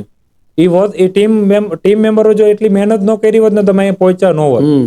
તો હું ટીમ મેમ્બર જો મારી કંપનીને અહીંયા પહોંચાડવા માટે એટલી મહેનત કરે તો ટીમ મેમ્બરની જિંદગી આગળ વધે, ટીમ મેમ્બરની લાઈફ સરળ બને, એના માટે હું ન કઈ કરી શકું. શું કરવું જોઈએ? હા, તો એના માટે એને અમે 5-6 વસ્તુ કરીએ જે કન્ટિન્યુ. પહેલા તો ટીમ મેમ્બર સાથે કોફી મીટ કરવાની. કોફી મીટ ની અંદર ઓફિસમાં આપણે એકલા બેઠા તો એક ટીમ મેમ્બરને બોલાવવાનો, આપણી સાથે ચા પીવડાવવાની અને એની લાઈફ ની અંદર શું ચાલે એ બધું પૂછવાનું. ફેમિલી મેમ્બર ક્યાં છે, એના ગામ શું પરિસ્થિતિ છે, એવી બધી વસ્તુ. બીજી વસ્તુ, ટીમ મેમ્બરનો બર્થડે સેલિબ્રેટ કરવાનો. જો ફાઇનાન્શિયલી ઇસ્યુ હોય, પૈસા ખર્ચ ન કરી શકતા હોય તો એક પોસ્ટ દ્વારા, એક ઇમેજ દ્વારા એને વિશ કરી શકીએ, એક મેસેજ દ્વારા વિશ કરી શકીએ. સાચી વાત. અને જો તમે 200-500 રૂપિયા ખર્ચી શકતા હોય તો કેક કટિંગ કરાવવાની. તો અમે ઘણા વર્ષોથી કેક કટિંગ કરાવીએ. તો એ રીતે અલગ અલગ એક્ટિવિટી કરીએ. કે ત્રીજી વસ્તુ, ટીમ મેમ્બરની ઘરની વિઝિટ કરવાની. આ ખાસ કરવાની. આપણે જેટલા પણ ટીમ મેમ્બર રહેતા હોય, ભલે ઝુંપડપટ્ટીમાં રહેતા હોય, ટીમ મેમ્બરની ઘરની વિઝિટ કરવાની, એના મમ્મી પપ્પાને મળવાનું, એના ભાઈ ભાભીને મળવાનું, એને પૂછવાનું શું ચાલે, કેવું છે બધી વસ્તુ. અને જયારે ઘરની વિઝિટ કરવા ગયા હોય ને ત્યારે 1 થી 2 એવા એની ઘરની અનવર્કેબિલિટીના પોઈન્ટ લખીને આવવાનું. જેમ કે ટ્યુબલાઇટ ખરાબ થઈ ગઈ, કોઈ પંખો ખરાબ થઈ ગયો, અને આપણી પાસે જે આપણી એજન્સી હોય એને એડ્રેસ આપીને કહેવાનું કે તું ત્યાં જઈને ટ્યુબલાઇટ રિપેરિંગ કરીએ. એ જે અનુભવ રહ્યો ને એના માટે એક નેવર બિફોર અનુભવ હોય. તો એવો અનુભવ શેર કરશો? હું અમારે એક સમીર, અમારો એક ટીમ મેમ્બર છે, એના ઘરની વિઝિટ કરવા ગયો હતો. એના પપ્પા 40 વર્ષ થયા નોકરી કરે બીજી કંપનીમાં, અમારી કંપનીમાં નહીં, બીજી કંપનીમાં. તો એના પપ્પાએ એવું કીધું કે 40 વર્ષથી હું અલગ અલગ કંપનીની અંદર જોબ કરું, આજે પહેલી વખત છે ને કોઈ કંપનીના ઓનર અમારી ઘરે વિઝિટ કરવા આવ્યા. બહુ મોટી વાત છે ને દોસ્ત. અને એ પણ કે તમે એટલી નાની નાની વસ્તુ અમારું ધ્યાન રાખો. તો આ ત્રીજી વસ્તુ મેં તમને કીધી, હોમ વિઝિટ કરવી. ચોથી વસ્તુ કીધી, મહિનામાં 1 વખત છે ને ટીમ મેમ્બર સાથે ટિફિન, લંચ શેરિંગ કરો, એની સાથે ટિફિન લઈને બેસવું જમવા માટે. 5મી વસ્તુ, વર્ષમાં 1 વખત જો ફાઇનાન્શિયલી રીતે થોડોક સ્ટેબલ હોય તો ટીમ મેમ્બર સાથે પિકનિકમાં જાવ. 6ઠી વસ્તુ, ટીમ મેમ્બરના જે સપના રહ્યા એ સપના આપણી પાસે રાખવા. કે આને ઘર લેવું છે, આને 4-વ્હીલર લેવી, આને બાઇક લેવી, આને કાર લેવી. એ સપનાનું લિસ્ટ આપણી પાસે રાખવાનું અને એટલું મેક શ્યોર કરવાનું કે એના સપના એચીવ આપણે કરાવવાના. જો એના સપના આપણે એચીવ કરાવીશું ને તો આપણી કંપનીને એચીવ એ કરાવી દેશે. બહુ સાચી વાત. આવી 5-6 વસ્તુ જો નાની નાની કરીએ ને તો ટીમ મેમ્બર ક્યાંય પણ ન જાય. ધંધામાં દેખાદેખી બહુ હાલે છે ભાઈ. એટલે ધંધા બે સાથે ચાલુ કર્યા હોય તો આને આ કરી નાખ્યું તો હું આ કરી નાખું, આને આ કર્યું તો હું આ કરી નાખું. તમારું એ બાબતને લઈને શું કેવું છે? બિઝનેસની અંદર મારું એવું પર્સનલ મંતવ્ય છે, એ જ્યારે એવું જ આવે કે ભાઈ આ મારો કોમ્પિટિટર છે, ત્યારે કોમ્પિટિટરના દ્રષ્ટિએ જોઈએ ને ત્યારે એમ લાગે કે મારે એની કરતા આગળ વધવું હોય, કાં તો એને આ કરી નાખ્યું, પેલું કરી નાખ્યું. એટલે કોમ્પિટિટરને જો ગુરુના દ્રષ્ટિએ જોવો ને તો એ ન આવે કે ભાઈ મારે એની કરતા આગળ વધી જવું. એની એ પેલી કહેવાય ને ચિંતા જે આપણે થાય ને કે ઓલો આમ પહોંચી ગયો ને આમ પહોંચી ગયો, એ ન આવે. કે ગુરુ થી આગળ આપણે ક્યારેય ન વધીએ. બરાબર. એમાં શીખવા મળ્યા કરે. હા, શીખવા મળ્યા રાખે, શીખવા મળ્યા કરે અને એમાંથી જાણવા મળે. અને જો ગુરુના દ્રષ્ટિએ જોતા હોય તો પેલો નવી પ્રોડક્ટ લાવ્યો કે સસ્તું વેચી દે તો આપણે પેલું અંદરથી આપણે સ્થિરતા આપણી રહે. બિઝનેસના ગ્રોથમાં પરિવારનો સપોર્ટ કેવો હોય? તમારા મત પ્રમાણે પરિવારનો સપોર્ટ હોય તો બિઝનેસ ગ્રોથ કેવો થાય? પરિવારનો સપોર્ટ હોય તો જ બિઝનેસ ગ્રોથ થાય. એક લાઈનમાં તમને કહું તો. બરાબર છે. પણ એના માટે આપણે પરિવારને પેલા આપવું પડે. જેની અંદર એને મેં એવું ફિક્સ કર્યું કે સાંજે 7:30 વાગે ને એટલે ફોન ચાર્જિંગમાં મૂકી દેવાનો અને ફોન સાયલેન્ટ કરી દેવાનો. સવારે 6 વાગે ફોન હાથમાં લેવાનો અને ત્યારે સાયલેન્ટમાંથી ઓફ કરવાનો. સાંજના 7:30 વાગ્યાથી સવારના 6 વાગ્યા સુધી જયદીપભાઈ ફોન લેતા નથી લેતા. બરાબર છે. કોઈ એવો બીજા દિવસે કોઈ પ્રસંગ હોય તો સાથમાં રાખવાનો, તો સાયલેન્ટ નહીં કરવાનો. હા. બાકી મેજોરિટી સમયના દરમિયાન ફોન મૂકી દેવાનો, બીજા દિવસે લેવાનો. ઘરે ટીવી હોય નહીં, એટલે ટીવી તો હોય પણ ડિસ્કનેક્શન હોય નહીં, એટલે આપણી પાસે હવે ફેમિલીને સમય દિવસે બીજો કોઈ ઓપ્શન છે જ નહીં. તો એ જે 3-4 કલાક જે ક્વોલિટી ટાઈમ ફેમિલીને આપીએ ને, શું કરો એ સમયમાં તમે? એ સમયમાં છોકરા સાથે હોમવર્ક હું ખરેખર નથી કરાવતો, મારી વાઈફ કરાવે. તો છોકરા સાથે મસ્તી કરવાની, વાઈફ સાથે બેસવાનું. અમે જોઈન્ટ ફેમિલીમાં રહી તો કાકા કાકી સાથે બેસવાનું. અને ક્યારેક એવું હોય તો અમારા જૂના કોઈ લગ્નની કેસર ને એવું ટીવીમાં ચડાવવાની. મિત્રોને સાથે બેસવાનું. હા, મિત્રો સાથે બેસવાનો સમય અલગ છે. સાંજનો ટાઈમ ઓનલી પરિવારને સાથે. જયદીપભાઈ, જીવનમાં કોઈ એવી ઘટના બની કે જે ઘટનામાં આપણને એમ થયું કે બધું જ લૂંટાઈ ગયું, બધું જ પૂરું થઈ ગયું, હવે હું કરશું? એવી ઘટના ફિઝિકલ રીતે થઈ હતી 2015 ની અંદર મને એટેક આવી ગયો હતો. અચ્છા, 2015 તમને એટેક આવી ગયો? હા, 2015. કેટલી હશે ભાઈ ત્યારે? ત્યારે મારી ઉંમર 22 વર્ષ, 23 વર્ષ. 22 વર્ષે તમને એટેક આવી ગયો? હા. શું રીઝન હોઈ શકે આના? એના એક રીઝન કોલેસ્ટ્રોલ અને બ્લડ નો રીઝન હતો, અને બીજું મારી બહારની ખાવાની બહુ વધારે હેબિટ હતી, તો એના કારણે એટેક આવેલો હતો. અને પછી એની સર્જરી કરી, ઓપરેશન કર્યું, બધું કર્યું એ પ્રોસેસ દરમિયાન. તો ત્યારે મારી જિંદગી મેરેજ બાકી હતા? 22 વર્ષે થઈ ગયા હતા. મેરેજ થઈ ગયા પછી? હા, મેરેજના 1-2 વર્ષમાં જ આવી ગયો હતો. તો ત્યારે એકદમ લાઈફ ચેન્જ થઈ ગઈ કે અત્યાર સુધી તો જિંદગી એવી જીતી હતી બેફિકર એમ કે ગમે ત્યારે ગમે વસ્તુ કરી દેવી એમ. હવે તો એટેક આવી ગયો. એટલે એટેક આવ્યો એટલે ઘણી વખત પરિવારની જે કેર હોય એ ક્યારેક મને એવું લાગે કે એ લોકો પ્રેશર કરે. તો એ જયારે જિંદગી ત્યારે ઘણી વખત આખી ચેન્જ થઈ ગઈ હતી કે ભાઈ હવે તો એટેક આવી ગયો તો હું ઘણી બધી વસ્તુ કરી નહીં શકું. જેમ કે ટર્મ પ્લાન પણ ન મળે જેને એટેક આવ્યો હોય. તો આવી બધી એ વખતે ઘણી બધી એવી પરિસ્થિતિ ઊભી થઈ હતી. આવી બધા જીવનની એવી ચડુતર ચાલુ હોય, બરાબર છે. ઘણા લોકો શું કરે સાહેબ, ધંધાની અંદર નિષ્ફળ જાય ને એટલે મરવાના વિચારો કરે, બધું જ મૂકી દે, પરિવારની ચિંતા બી છોડી દે, અને લોકો સુસાઇડ તરફ આગળ વધતા હોય. આમ તો એને યંગ એન્ટરપ્રિનર કીધા હોય, પણ એના હાથમાં દવાની બોટલ હોય. આવા લોકો માટે તમે શું કહેવા માંગો છો? આના માટે છે ને એક બુક વચાય. એ બુકનું નામ છે $1 બિલિયન. એ બુકની અંદર છે ને 500 પેજની બુક છે. વાંચવાની બહુ મજા આવે. મેં કમસે કમ 10 વખત વાંચી બુકને. એ બુકની અંદર વિશ્વના 180 ધનવાન જે ટોપ નંબરના બિઝનેસમેન કહેવાય, 180 બિઝનેસમેનની 2 પેજની અંદર બાયોગ્રાફી છે. એમાંથી 180 માંથી 150 એવા લોકો હતા જે લોકોએ બિઝનેસની શરૂઆત છે ને 1 રૂપિયાથી ચાલુ કરી હતી. કાં તો ઘરેથી ચાલુ કરી હતી, કાં તો ગામડાના એક નાના મકાનથી ચાલુ કરી હતી, કાં તો ગેરેજમાંથી ચાલુ કરી હતી. અને એ લોકોની જે બાયોગ્રાફિકની અંદર જે વાત મેં સાંભળી એની એક તમને કોમન સાર કહી દઉં તો એ લોકોને ભરપૂર નિષ્ફળતા મળી હતી. એ નિષ્ફળતાની આગળ જ સફળતા હોય એવી બાયોગ્રાફિકની અંદર મને સારી રીતે જાણવા અને અનુભવમાં મળ્યું. અને એ જો તમે બુક વાંચ્યા રાખો ને તો નિષ્ફળતા સામે તમે લાંબો સમય સુધી તમે જિંદગી જીવી શકો એમ. બધા મારું મારું મારું કરતા હોય છે. બિઝનેસમેન હોય ને તો એ વધારે પડતું મારું મારું મારું જ કરે. જ્યારે તમારા જીવનમાં અને તમારી વાતોમાં ઘણી બધી વાર હું એવું સાંભળું છું કન્ટ્રીબ્યુશન. તો એક બિઝનેસમેન માટે આ કન્ટ્રીબ્યુશનની ભાવના છે એ કેવી હોવી જોઈએ? તેથી શું મળે એને? એની અંદર 2 વસ્તુ કઈ. પહેલી વસ્તુ જે મારું રહ્યું ને એ જ્યારે તમે જો ભાગીદારીમાં તમે બિઝનેસ કરતા હોય ને પછી તમારી પાસે ગમે એવો પ્લાન હોય, ગમે એવી પ્રોડક્ટ હોય ને તો પછી ભાગીદારીમાં જ કરવી જોઈએ. આની શરૂઆત ત્યાંથી થાય. બરાબર છે. પછી મારી પાસે વિચાર આવ્યો ને હું આ મારું સેપરેટ કરી લઉં તો એ પેલું મારું જ રહેશે. જો તમારે પાર્ટનરશિપમાં બિઝનેસ કરતા હોય ને તો, અને જોઈન્ટ ફેમિલીમાં બિઝનેસ કરતા હોય ને તો આ આખા પરિવારનું છે, અને પાર્ટનરશિપમાં કરતા હોય તો આ કંપનીનું છે. એની અંદર ગમે એવો વિચાર હોય, ગમે એવી પ્રોડક્ટ હોય ને તો અમે કરશું તો ભાગીદારીમાં જ કરશું. બહુ સરસ. જો અહીંથી તમે શરૂઆત કરો ને તો મારું રહ્યું ને ઓછું થતું જાય. બીજી વસ્તુ આપણે ઘણી બધી વખત ગુજરાતીમાં સાંભળેલું હોય કે આપણે એક અહીંથી દઈએ ને તો 1000 હાથવાળો બધા આપણે જ 10 ગણું આપે એમ. તો સેમ ટુ સેમ ફોર્મ્યુલા હે ને બિઝનેસ ની અંદર કામ લાગે. કઈ રીતે ઈ તમને કહું. જેમ કે હું મારો પોતાનો બિઝનેસ કરતો હોય તો મને મારા બિઝનેસમાં જેટલું મને દેખાય એટલું મને જાણવા મળે એટલું હું કરતો હોય. પણ હું મારા બિઝનેસ સિવાય અગર 50 બિઝનેસ એવા અલગ અલગ 50 બિઝનેસ ની અંદર હું ઉતરો હોય, એ લોકોની લાઈફ આગળ વધે, તો 50 બિઝનેસ નું પાવર મને મળે, 50 બિઝનેસ ના આઈડિયા મળે, 50 બિઝનેસ ની સ્ટ્રેટેજી મળે. ઈ મારામાં જો ઇમ્પ્લિમેન્ટ કરતો તો મારું તો ઓટોમેટિક 10 ગણું ઓટોમેટિક થઈ જવાનું. લોકોના પ્રોબ્લેમ સોલ્વ કરો તો ભગવાન તમારા પ્રોબ્લેમ ઓટોમેટિક સોલ્વ થઈ બહુ જાય. સાચી વાત અને છે. ત્યાંથી આપણે ઘણા બધા એક્સેસ પણ મળે. બહુ સાચી વાત છે. એટલે તમે આવા લોકોના પ્રોબ્લેમ સોલ્વ કરો છો. હા, તમે આજ સુધીમાં કેટલા બિઝનેસમેનોના પ્રોબ્લેમ સોલ્વ કર્યા હશે? જો હું ડાયરેક્ટ તમને વાત કરું તો 300-400 બિઝનેસ સાથે ડાયરેક્ટ પ્રોબ્લેમ સોલ્વ કર્યા. અચ્છા, તમે 300-400 ધંધાને જાણ્યા છે. હા, ડાયરેક્ટ એટલે એક એક જઈને એમ વાહ. એને ઓફિસે જઈને, એની ફેક્ટરીને જઈને, એના ડેટા હાથમાં લઈને, હા. એને 1-to-1 વાત કરીને. અને એમાંનો કોઈ એવો યાદગાર બિઝનેસમેન અથવા કોઈ યાદગાર એવી ઘટના કે જે તમે ભૂલી ન શકતા હોય?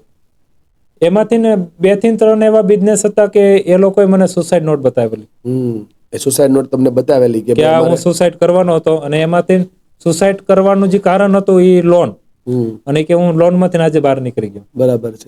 એની લોન ચૂકતે થઈ ગઈ. એ લોન ચૂકતે થઈ ગઈ. બરાબર છે. આજે બિઝનેસ કરી રહ્યા આજે પાવરફુલ બિઝનેસ કરે અને સારો એવો પ્રોફિટ પણ કરે. બરાબર છે. આટલા લોકોને ઉપયોગમાં લાવતા તમે એ બી જોયું હશે કે મેજોરિટી હસબન્ડ વાઈફના જે સંબંધો છે ને, એ પણ બિઝનેસ પર બહુ ઇમ્પેક્ટ કરે. અને માણસ આખી દુનિયામાં લડી જાય પણ પરિવારને અમે લડી નથી શકતો. તો આ યુવા બિઝનેસમેનોને તમારે આ સંબંધ વિશે શું થોડું શીખવવું છે?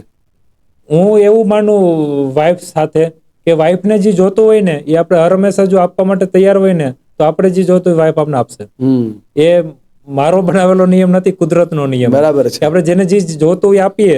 હું તમને માન આપું તો તમે મને માન આપશો, હું તમને ખીજાવ તો તમે મને એ રીતે આપશો રિસ્પોન્ડ. તો વાઇફને જે જોતું હોય આપણે જો આપતા થઈ જઈએ ને, વાઇફને બંગલા નથી જોતા, વાઇફને અરબો રૂપિયા નથી જોતા, વાઇફને લક્ઝરી ગાડી નથી જોતી, વાઇફને એક જ વસ્તુ છે, ક્વોલિટી ટાઈમ. અને વાઇફને એની પોતાની કેર કરે એ જ જોઈએ. જો એ તમે આપતા થઈ જાવ તો ઓટોમેટિક તમને જે જોતું તમને વાઇફ આપશે. બરાબર છે. વાઇફની કેર કરો તો બિઝનેસ આપોઆપ વધશે. મારો ખાલી તમને જયદીપભાઈ એવો સવાલ છે કે તમારી આ જે 32 વર્ષની ઉંમર થઈ, 33 વર્ષની ઉંમર, તમારી 33 વર્ષની ઉંમરમાં તમને બિઝનેસમેન તરીકે પ્રાઉડ ફીલ થયું એવી મોમેન્ટ કઈ? બહુ બધી વખત થયું. કોઈ એક મોમેન્ટ તમને યાદ કર્યું હોય તો?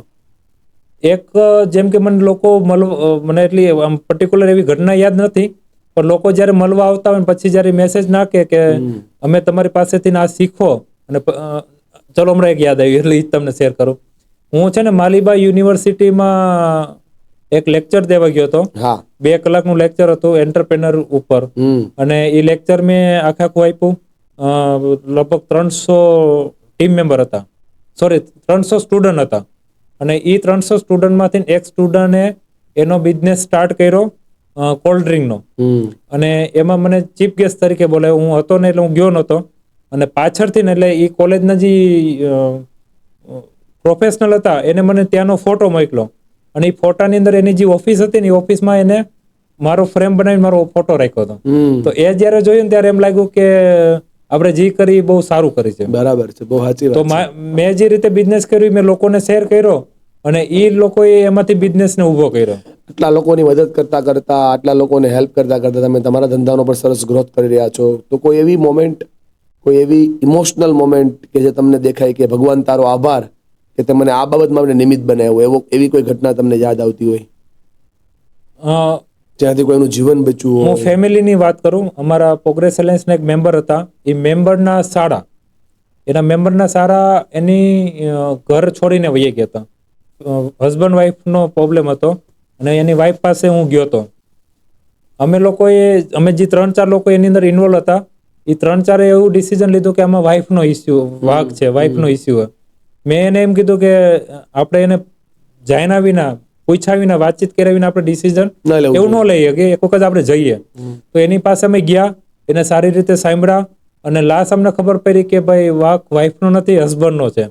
અને એ જે એક પિંજરાના જે 2 કબૂતર છૂટા પડી ગયા હતા એને અમે એક દિવસની અંદર એને પાછા ભેગા કરી દીધા.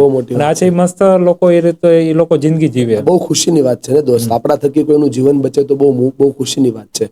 આ તમારા પપ્પા અને મમ્મી તમારી આ પ્રોગ્રેસને જોઈને રાજી હશે. મારે જાણવું છે કે જયદીપભાઈના ડેવલપમેન્ટમાં એમના ફાધર મધરનો શું રોલ છે? મારા મમ્મી પપ્પાનો હંમેશા હર વખતે સપોર્ટ રહ્યો.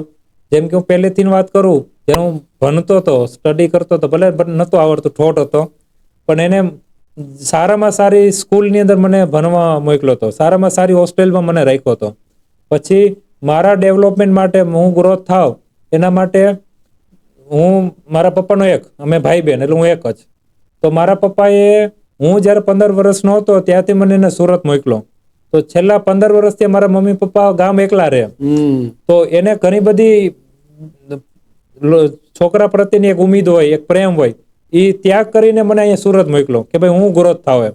અને હર હંમેશા એને હું જ્યારે ફોન કરું કોઈ ડિસિઝન માટે, કોઈ ફાઇનાન્શિયલી સપોર્ટ માટે, કોઈ પણ ડિસિઝન માટે, તો એનો હર હંમેશા સપોર્ટ હોય અને હર હંમેશા હું આગળ વધું એના એવા જ એના હંમેશા શબ્દો હોય. કોઈ મિત્ર તમારા જીવનનો એ લોકો કહે છે ને બિઝનેસ કરવા માટે મિત્રની એટલી જરૂર પડે, કેમ કે મિત્ર એ સાચો મેન્ટોર હોય. તો તમારા મતે મિત્રતા શું છે? તમારા મતે ફ્રેન્ડશિપ શું હોય? મારા મિત્ર, મારા મામા જે રહ્યા ને એ મારા એક મિત્ર જ છે. તો મિત્ર માટે જો હું વાત કરું ને તો મિત્ર ઇક્વલ ટુ એને ઓપન, કે નાનામાં નાની વસ્તુ જો હું શેર કરી શકતા હોય ને તો મિત્રને કરી શકતા હોય. અને એવા જિંદગીના 2-3 મિત્ર તો હોવા જ જોઈએ કે તમે સુસાઇડ કરવા જતા હોય ને તો મિત્રને કહીને જવાનું કે હું સુસાઇડ કરવા જાઉં. એટલી નાનામાં નાની વસ્તુ જો તમે શેર કરી શકતા હોય ને તો મિત્ર. તો એવી ઘણી બધી કોઈ બેડરૂમની વાતો હોય, કોઈ પર્સનલ લેવલની વાતો હોય, કોઈ ફાઇનાન્શિયલી સ્ટ્રગલની વાતો હોય, બધી વસ્તુ મિત્ર સાથે શેર કરતો હોય. અને શેર કરવાથી મને ભલે ત્યાંથી કઈ રસ્તો ન મળતો હોય, પણ હું જ્યારે શેર કરું ને તો અહીંથી હું ખાલી થઈ જાઉં. બરાબર છે. એટલે એને ખાલી કહેવાય- થવાનું સ્થળ એ મિત્ર. ખાલી થવાનું સ્થળ ઈ મિત્ર. બહુ સાચી વાત છે. અને હર હંમેશા ગમે ત્યારે ગમે પરિસ્થિતિમાં આપણે અટકા હોય ને તો એને ધક્કો મારવા વાળો હોય ને તો એ મિત્ર. તમારી પાસે કેવા મિત્રો છે? મારામાં છે એવા મિત્રો કે હર હંમેશા હું ગમે ત્યારે ફોન કરું તો ના ન પાડે. કરો એક મિત્રને ફોન, અને આપણે ફોન આપો એમને. ફોન આપો, ત્યાં પડ્યો. આપણે એક મિત્રને ફોન કરીએ હા અને એને તમારે કહેવાનું છે મારે 50 લાખ રૂપિયાની જરૂર છે હા, અત્યારે જ. છે કોઈ એવો મિત્ર તમારી પાસે 50 છે. લાખ આપી શકે? 50 એટલે પૂછશે ખરા કેના માટે. મારા મિત્ર એવા હા. કે આપશે પૂરા 100% હા પણ એ હે ને હા, હું ખોટી જગ્યાએ વાપરું નહીં ને એના માટે ઇન્ક્વાયરી પૂછે. કરશે. હા, હા, આપણે inquiry 5 લાખ તો ઇન્ક્વાયરી કરશે, 5 લાખમાં નહીં કરે. 5 લાખમાં નહીં કરે. ચાલો 5 લાખ માગીએ આપણે એક મિત્ર પાસે. માગીએ એક મિત્ર પાસે 5 લાખ. તે બધા બોલતા હોય ને, આ બધા સાંભળતા હશે, આપણે બોલતા હોય કાંઈ પણ કામ હોય તો એકવાર ફોન કરજે ને, પછી આલા ઉપાડે જ નહીં. બોલો. હાલો, હાલો, એ તો કીધું ઓલા બપોર પછી જવાનું ઓલા પણ કે બપોર પછીનું અમને તમને કહું એક કામ હતું. હા, એક 5 લાખ રૂપિયા રોકડા જોતા હતા. બેંકમાં હોય તો ચાલે. 5 લાખ રોકડા એટલે હું કઈ રીતનું હું છે એટલે અમારે એક વેલગ્રીન માટે જોતા હતા, કામ માટે. રોકડા? હા અને પાછા મારી પાસે કિશોરભાઈ પાસે પીડાય છે હા, તો તમે લઈને આપી દેશો ને મને એમને, એટલે પાછા ક્યારે આપવાના? 2-3 દિવસમાં. રોકડા? હા, રોકડા. તે રોકડા હોય તો હાલે, બેંકમાં હોય તો હાલે, કોને આપવાના? આ બેંકમાં હોય તો હાલે, આરટીજીએસ. એમને આપવાના કોને? આપવાના વેન્ડરને, સપ્લાયરને. પૂછી લો એમ કિશોરભાઈ. હા, બહુ સાચી વાત છે. જે ક્રોસ ઇન્ક્વાયરી થઈ રહી છે ને દોસ્ત, એ મિત્રો આપણા માટે એ કામના ચિંતા હે. છે. એ ચિંતા છે. બસ મારે એવા મિત્રો વિશે સાંભળવું છે કે આવા તમારી પાસે કેટલા મિત્રો છે અને તમારી કઈ રીતે ચિંતા કરે છે? આવા મિત્રોનું તો 50 કરતા વધારે મિત્ર છે. વાહ ભાઈ વાહ, તમારા ડેવલપમેન્ટમાં સૌથી મોટો ફાળો એનો છે. હા. અને તમે એને લઈને શું કહેવા માંગો છો મારા મિત્રોને, દર્શક મિત્રોને શું કહેવા માંગો છો? જો મિત્ર એવો હોવો જોઈએ કે બધી વસ્તુમાં હા ન પાડવો જોઈએ. જો હા પાડે ને તો એને મિત્ર ન કહેવાય. બરાબર છે. અને ખુશીમાં મિત્ર હોતા હોય હા. અને દુઃખીમાં મિત્રતા ન હોય ને તો એને મિત્રતા ન કહેવાય. તમે કોઈ એવું એક્ઝામ્પલ શેર કરવા માંગો છો કે તમે ફૂલ ટેન્શનમાં હતા, ફૂલ પ્રોબ્લેમમાં હતા, હારી ગયા હતા, પણ તમારો કોઈ એક મિત્ર ખંભા પર હાથ મૂકીને તમને ઉભા કર્યા હોય? આ જે હમણાં કોલ કર્યો ને, હા. એ પેલો મને એટેક આવ્યો હતો ને, તો હોસ્પિટલ લઈ જવાના ભાઈ જ હતા. ઓહો, એ અને મારા અંકલ. બરાબર છે. અને 4-5 દિવસ હું હોસ્પિટલ રહ્યો હતો. 5 દિવસમાંથી 5 દિવસ એ હોસ્પિટલ હતા. હાજર હતા. હા, ભલે એને ઓફિસના કામે ગયા એવી વાત અલગ હે, પણ 5 દિવસ એ હોસ્પિટલ ત્યાં આવ્યા હતા. બહુ મોટી વાત છે ને દોસ્ત. આ મિત્રો હોય તો બી ધંધો વધે છે, પરિવારનો સપોર્ટ હોય તો બી ધંધો વધે છે, ટીમ મજબૂત હોય તો બી ધંધો વધે છે. આની સિવાય કોઈ બિઝનેસમેનને ધ્યાનમાં રાખવા જેવી બાબતો? બિઝનેસમેનને ધ્યાનમાં રાખવા જેવી બાબતો જેમ કે હું હંમેશા કહેતો હોય, અમારી કંપનીમાં અમે છે ને 2 વસ્તુ બનાવીએ, 2 વસ્તુ મેન્યુફેક્ચરિંગ કરી. એક અમે અમારી જે પ્રોડક્ટ બનાવતા હોય તે, જેને પિલો ને મેટ્રેસ કહે, અને બીજું લીડર.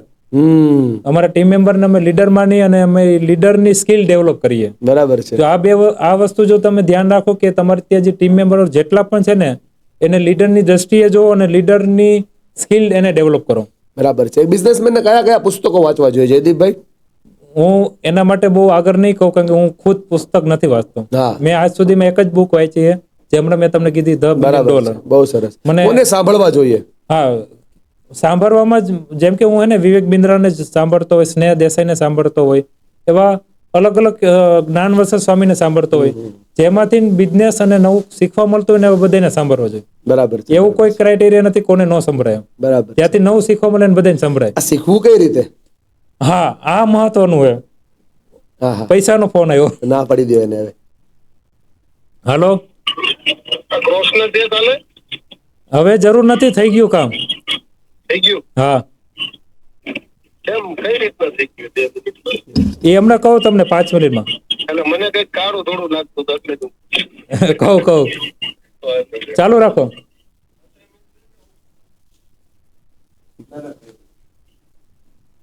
બસ આ છે તમારી જીત. આ તમારા માટે પદ્મશ્રી છે. હા, એને તમારા શબ્દો બોલો છો એમાં એ પકડી લે છે કે મારો દોસ્ત કઈક કાળા ધોળામાં છે, મતલબ કઈક ટેન્શનમાં છે. આનાથી મોટી બીજી જીત જો શું આપણા આમાં માટે? એને 2 વસ્તુ કહી દીધી ઇનડાયરેક્ટ. હા. એક તો જે કિશોરભાઈ જેને નામ કીધું ને, હા. એ કિશોરભાઈ હું પણ ડાયરેક્ટ ઓળખું. હા તો એ મને એમ કહીએ કે તું લઈ લે સીધા કિશોરભાઈ પાસેથી. હા. તો એને સીધું એને કિશોરભાઈને ફોન કરીને એની પાસે પેમેન્ટ મગાવ્યું. બરાબર છે. અને બીજું આ વાતચીતની અંદર એ મારા ટોનની અંદર એને પકડાઈ ગયો. એ જ કહું છું ને, તમે નથી બોલતા એ પણ તમારો મિત્ર હા, સાંભળી હા, લે છે. આ બહુ હા. મોટી વાત છે. બહુ મોટી વસ્તુ. બહુ મોટી વાત છે. આપણે સવાલ એ પૂછતા હતા કે ફાકા ફોજદારી તો આપણે બહુ કરીએ છીએ, પણ આપણે શીખતા નથી. આ શીખવું ક્યાંથી? હા, શીખવાથી હું તમને કહું, જે રીતે આપણે યુટ્યુબની અંદર બહુ બધા વિડીયો જોતા હોય, તો યુટ્યુબની અંદર વિડીયો કઈ રીતે જોવાય ને એ તમને શેર કરું, કારણ કે હું એ રીતે જોઉં. યુટ્યુબની અંદર વિડીયો, જેમ કે માનો કે આપણે વિવેક બિંદ્રાનો એક્ઝામ્પલ તરીકે વિડીયો જોતા હોય, તો વિવેક બિંદ્રાની અંદર એ જેમ કે માનો કે સ્ટ્રેટેજી આપણે બતાવતો હોય, પછી સેલ્સ ગ્રોથ કરવો હોય તો આ 10 સ્ટ્રેટેજી.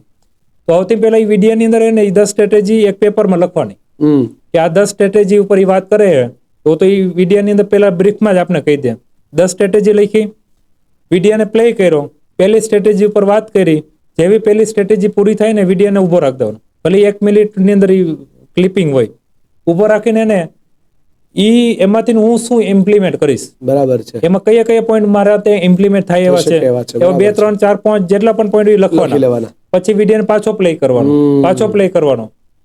તમે મહિનામાં ખાલી ભલે 5 વિડીયો જુઓ, પણ એને પ્રોપર વિડીયો જોવાના, લેખિત બધું લખતું જવાનું અને એને શેડ્યુલિંગ કરતું જવાનું. બહુ જોરદાર. તો એક વિડીયો કામનો હોય, નકર કોઈ કામનો તો નથી. શીખેલું ગણાશે, નકર ખાલી સાંભળેલું ગણાશે. સાંભળેલું ગણાશે. બરાબર છે.